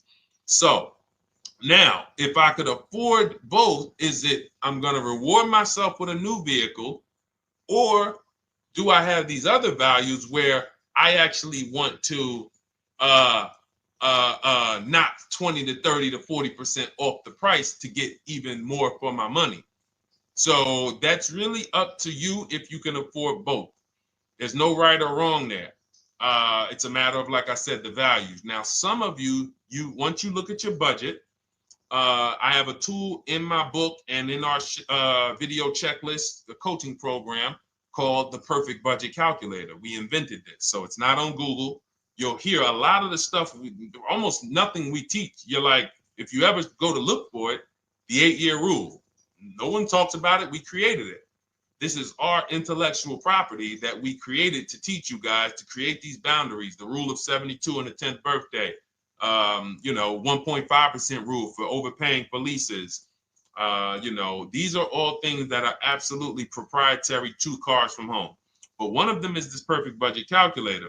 Sometimes when we're factoring budgets with most calculators, they don't include fees that we know dealers have. And I'm talking about legitimate fees, tax, documentation fee, motor vehicles. So we're putting our budgets together, but we always get caught out there. Who's had that happen? You got it all figured out. You get to the dealership, you bought the car, and they're like, well, what are you going to do with the fees? Because you got $3,000 in taxes and fees. And you're like, whoa, where'd that come from? Sometimes they're lying and sometimes it's legit. But none of these calculators factor in the fees and everything like that. So we created this Perfect Budget Calculator that does. But here's the thing. Once you find out what your budget is, even if you're budgeting with a normal calculator, just add a couple thousand to account for the taxes and the fees. But you might see, I can't get everything I want in a new car for this budget. Everything I need, I can't get for this $24,000, in which case I need to go and look for a pre-owned one. So that's why I said, in reference to your question, Kathy, what are my thoughts on purchasing used versus new? It's a matter of values and budget. Budget first, because budget will determine if you can afford both and get what you want. But if you can afford both and get what you want, then it's a matter of values. Okay? So again, everything we're going over is in my new digital book. It's called Cars from Home, 7 Steps to Saving Time, Money, and Avoiding Dealerships. It's 5-star rated. Thank you to everybody who has taken the time to rate it and review it on Goodreads.com. It means a lot. And we can't continue to get this information out without you guys. So we appreciate you. And you can get your copy instead of $97, you can get your copy for $24 as part of our welcome offer. So that's 75% off. If you go to my link in my TikTok bio, Instagram bio, the YouTube comments, and the Facebook comments, we have a link there for you guys. And you can grab it. It's a digital book, so you don't even have to wait. It'll be in your inbox by the time you jump off the stream. But make sure when you get it, you screenshot that thank you page, because it has my support team's email. Sometimes you may be rushing, you're trying to get back to the stream and you type your email in wrong. Also, as soon as you purchase, the link to open the book is right there. So it'll say open the book below. You can save it to your computer. but I would rather you get it for $24 than $97. Although we've sold a lot at $97 because people feel it's worth every dime. You're going to save thousands and thousands of dollars for the rest of your life using what's in the book. Your first transaction, you probably save $4,000 to $6,000 to $8,000 depending on the car. So $97 is great, but $24 is even better. All right. And for those of you who have a different learning style, you'll see in there, shop with Deshone. You're more of a do it with you person. Do it with me, Deshone. Okay. We have lifetime access to shop with Deshone, and I coach you personally for 6 months. So we jump on Zoom calls twice a month. And some of you who may qualify for done for you, just do it for me. If you qualify for that, we have a welcome special for that too of $300 off. So get in where you fit. And those of you who are new or you're like, Deshone, I like what you're talking about, but I still don't trust you. You can start with our free cheat sheets. So just start somewhere so that you can start to reinvent how you're car shopping. Magley, how are you? Oh man, of course I remember you. Following for years. You actually were following me from the time God blew me up on TikTok. That was 2021. So I absolutely remember you and I appreciate you. And yes, it's so good to see you. Absolutely. Absolutely good to see you. All right, Dolan, we got a couple more questions. We got time for a couple more. Let's try to go as fast as possible. The discount for the book is not working. It says time ran out. It's 30 minutes. I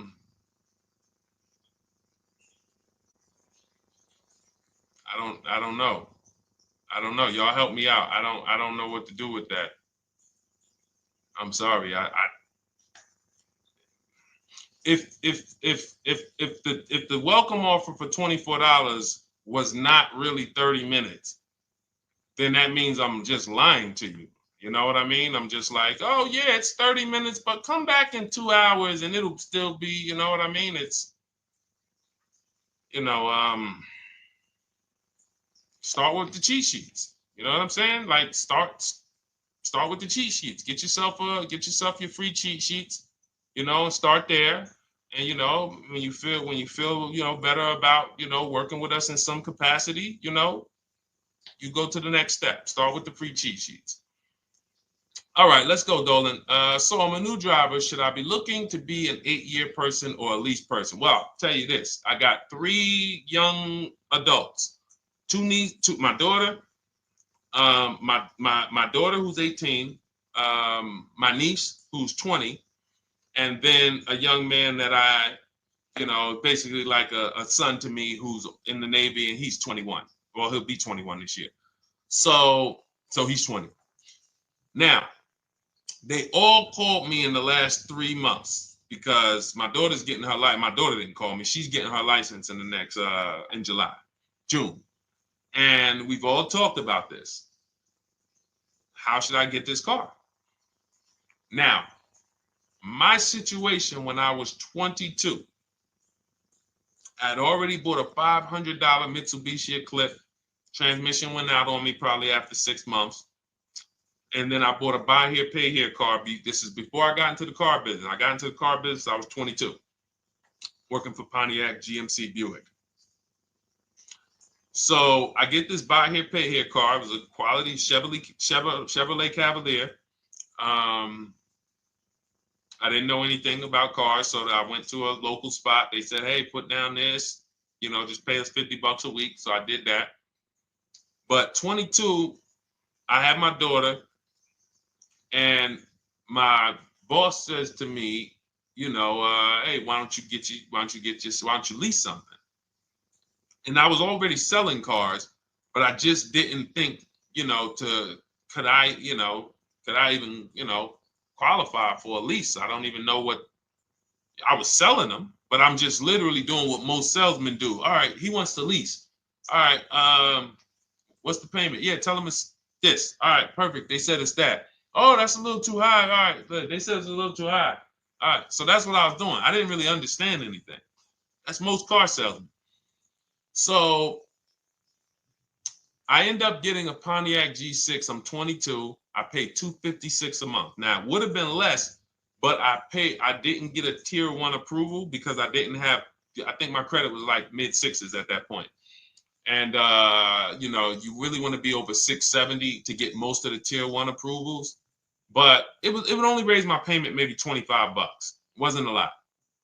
Now I'm 22. I'm driving a brand new 2007. It's still 2006. 2007. I'm pulling up, brand new car, full warranty, $256 a month. At the same time, I have a friend, got a vehicle, Toyota, financed it, went in. She had, you know, we had our, she had a young child, a little older than us, maybe 1 or 2 years older than us. And then she goes and she purchases a car. $500 a month. She didn't get ripped. That's what a $20,000, $22,000 car costs. She got a Corolla. $500 a month. We're 22. Plus insurance. This is enough to break a young person, young family. I'm paying $256. She's paying $500. That right there. When I tell people that story, it's amazing to me how many people will say, Deshone, when I got my first car, my parents took me out. We financed this car. We financed this. I was paying $400, $500, $600 a month. Whether the parents were paying some of it, or they were paying some of it, or they were paying all of it. Thank you, Kathy. Appreciate you sharing.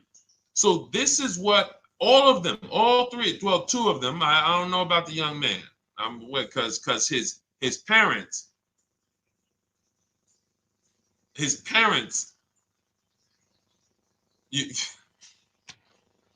I'm not going to override your parents. And if your parents tell you that they think you should buy a used car or buy a good, then okay.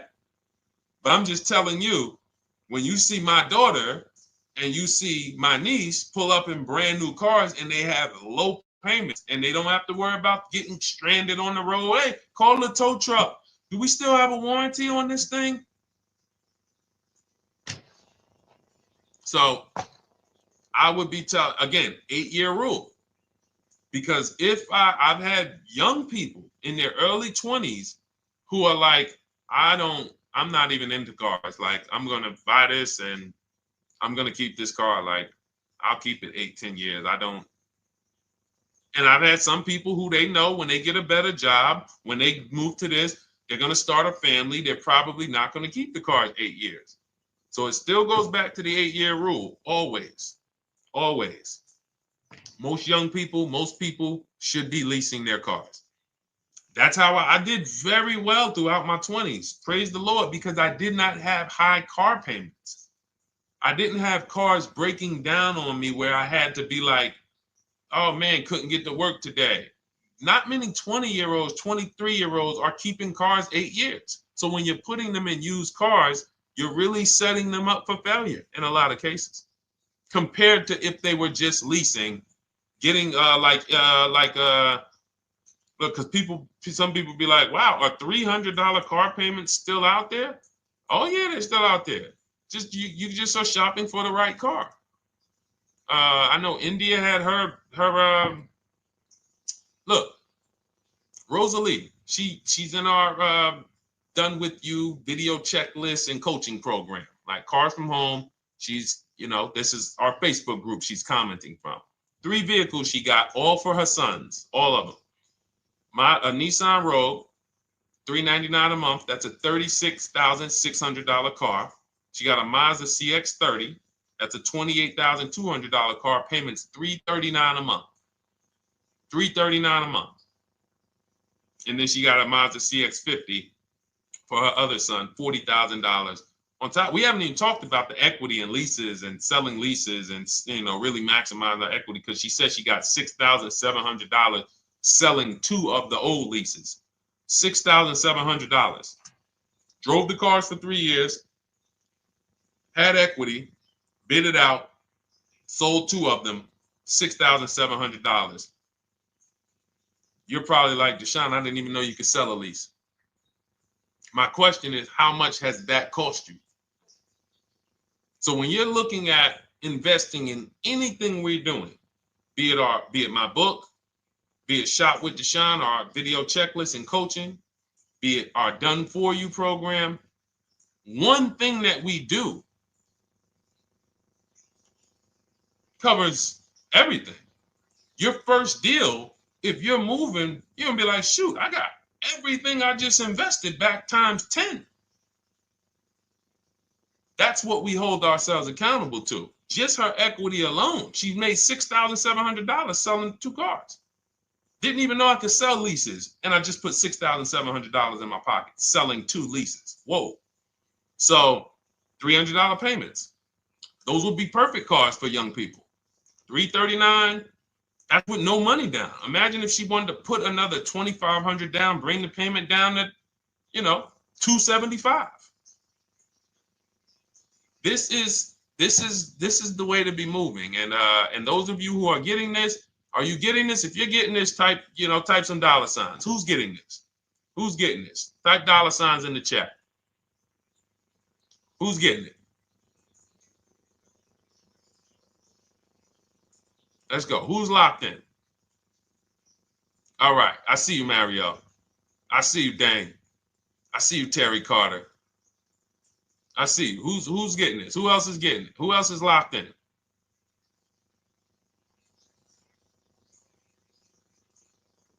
A lot of y'all on here. Listen. I see you, DJ and Nice. I see you, Arms Reach. And I can tell the people that's locked in because they be like, all right, Deshone, you said you're here for 90 minutes. I know we got about 3 minutes left. I mean, I'm hanging for this whole thing. I don't want to miss anything. Shout out to the people that are locked in. All right. Go ahead, Dolan.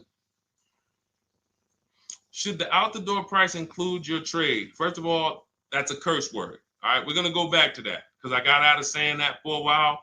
We do not trade cars. So you probably just popped in maybe about 30 minutes ago on the stream. We were talking about the 3 pillars of great car deals: who you buy your car from, who you sell your car to, who you get your loan from. You in order to get a great deal, a below market deal, you must get a great deal from each one, which means you bid out each one. I bid out, got multiple offers for who I was going to buy my car from. I got multiple offers for who I was going to get my loan from. I got multiple offers for who I was going to sell my car to. I bid out everything, therefore I got my great deal. If you bid out this, but you don't bid out this, and somebody you get an interest rate of 7.1 when you could have got an interest rate of 5.2, you lost $2,000.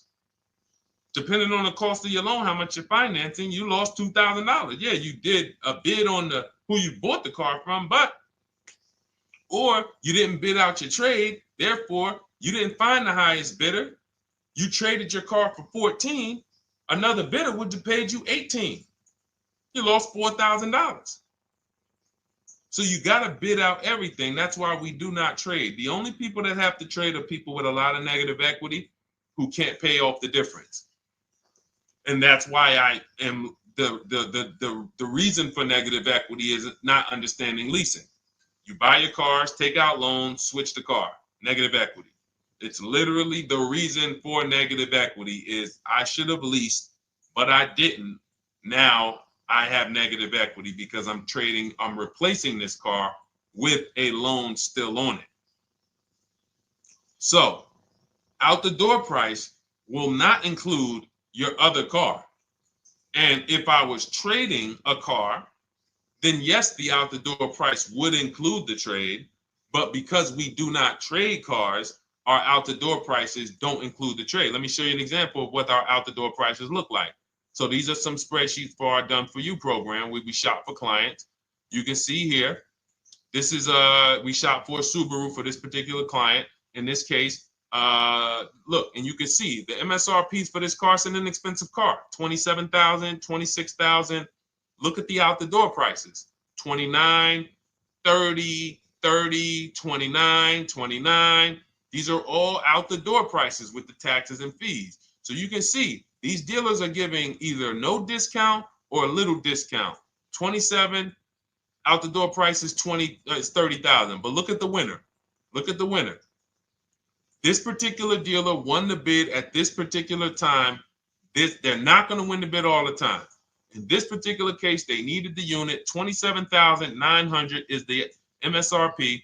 Out the door price is $27,463.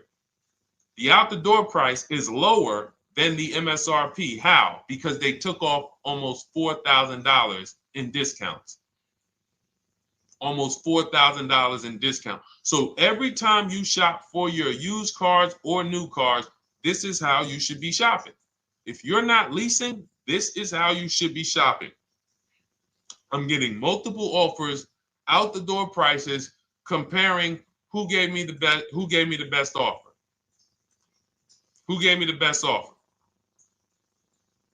Oh, look, Daniel Thompson said, D, I'm bidding out to sell my car and got a $4,000 swing from the lowest to the highest bid. This is the people who you listen. If I can bring them on and have them talk, they would be talking to y'all about how different this is. I didn't bring you here on a Tuesday afternoon, or you're not watching this. If you're watching the replay later on Tuesday, or maybe, Wednesday morning, we go live at 12 noon, Monday through Thursday. So we replay the show just for everyone who missed it. You can send all your friends, family, go to Deshone the Auto Advisor's pages, watch the replay from today's show. But they know this is, I didn't bring you here to talk to you about hundreds of dollars. We are talking thousands of dollars at all times.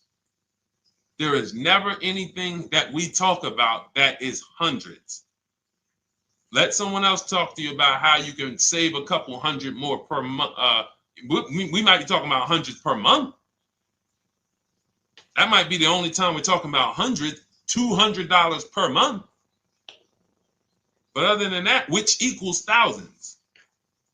We're not here to figure out how we're going to save $50 this month. No, this is big, huge money. So thank you, Daniel. Thank you for tapping in with that information. So, all right, listen, guys. Everything we teach is in a step-by-step format, because when it's not step-by-step, you'll get overwhelmed. When it's step-by-step, you can challenge yourself to stay right on this step, check it off, move to the next step. Check it off, move to the next step. Step 7 in our Cars from Home process is delivery. Step 6 is paperwork. Step 1 is the most important question, which is the 8-year rule. It's literally called the most important question. 8-year rule. How many years are you keeping the next car? Step 2 is the equity assessment. That's why you heard Wendell in his book testimonial. He said, I just completed the equity assessment and we got 30% more than the book value. Bidding it out. He said, I'm about to move to the next step. So everything we teach is step. Step 3 is deal structure, where we budget and we see, all right, how much car can we afford? What does a good deal look like? Step 4, we go shopping, which is choosing what we want. Shopping, looking, doing. We're not buying it. We're shopping the market. We're test driving. We are literally choosing what we want. Shopping, enjoying shopping. Step 5 is multiple offers. That's when we're in talking to dealers online, getting offers, getting bids. Step 6 is paperwork and protection, to make sure that the offer we got is legit. We tied it up. Paperwork is right. We go over extended warranties, tire and wheel, maintenance plans. Do we need them? Key protection. Do we need any of this stuff? And step 7 is delivery. It is a step-by-step path. That is how people win. They're not coming into some college to learn how to be a car salesman or to learn everything I know. No, it's a path. So if you want the blueprint in book form, that's my digital book, Cars from Home, 7 Steps of Saving Time, Money, and Avoiding Dealerships. Normally $97, part of our 30-minute welcome offer. You can get yours for $24 in my TikTok bio, Instagram bio, the YouTube comments, and the Facebook comments. Click those links and then click the special $24 welcome offer. It's good for 30 minutes. And you'll save 75%. If for those of you who are like, Deshone, what about that video checklist? That is our Shop Done With You program. Cars from Home, done with you. You get lifetime access to everything we teach, all our below market videos, and it's short videos. I want you guys getting cars in 90 minutes. 90 minutes. Not shopping. The shopping might take you longer. Deciding what you want, you might be doing that for 2 months. But once you decide what you want, I want you to be able to get below market deals in 90 minutes. That's how I do it. We're not hours and hours to get these car deals. Some of these deals we make in literally 45 minutes over a 3-day period. So that is how we do it. And you'll have access to our coaching program. We do Zoom calls twice a month, first and third Wednesday. And you have a Facebook group with 1,600 people in it that have come before you in the last 3 years. And then for those of you who qualify for shop with done for me, just do it for me, Deshone. New cars and leases only. Credit score has to be over 670 FICO. Book a call with our team. Let's see if we can help you. All of those have welcome specials. The book is 75% off welcome special. Shop with Deshone is $200 off welcome special for 48 hours. And done for you is $300 off for 72 hours. All welcome specials for people to say, all right, I'm taking action. I'm going to take advantage of a lower investment for taking action immediately. And for those of you who you're still new here, you're like, Deshone, I like the information, but I need to get, can I get some free advice first? Let me test out some free advice. You can, of course, go download our cheat sheets, and that's there as well. All of that is in the Cars from Home Toolkit. So always a pleasure. We will be back tomorrow, 12 noon. Please mark your calendars, tell your friends, bring a friend, and we'll continue to, we'll continue to do what we do and try to make sure you guys have everything you need to win every car you get. I want you sending pictures with the numbers. You know you've done it right when every car you get, you have pictures with the numbers. You know people who purchase cars all the time, all post their pictures. Hey, had to upgrade. Oh, just got this. Hey, had to treat myself. Oh, watch it now. But you never see the numbers because they really are not confident in the numbers. They don't want to talk about the numbers.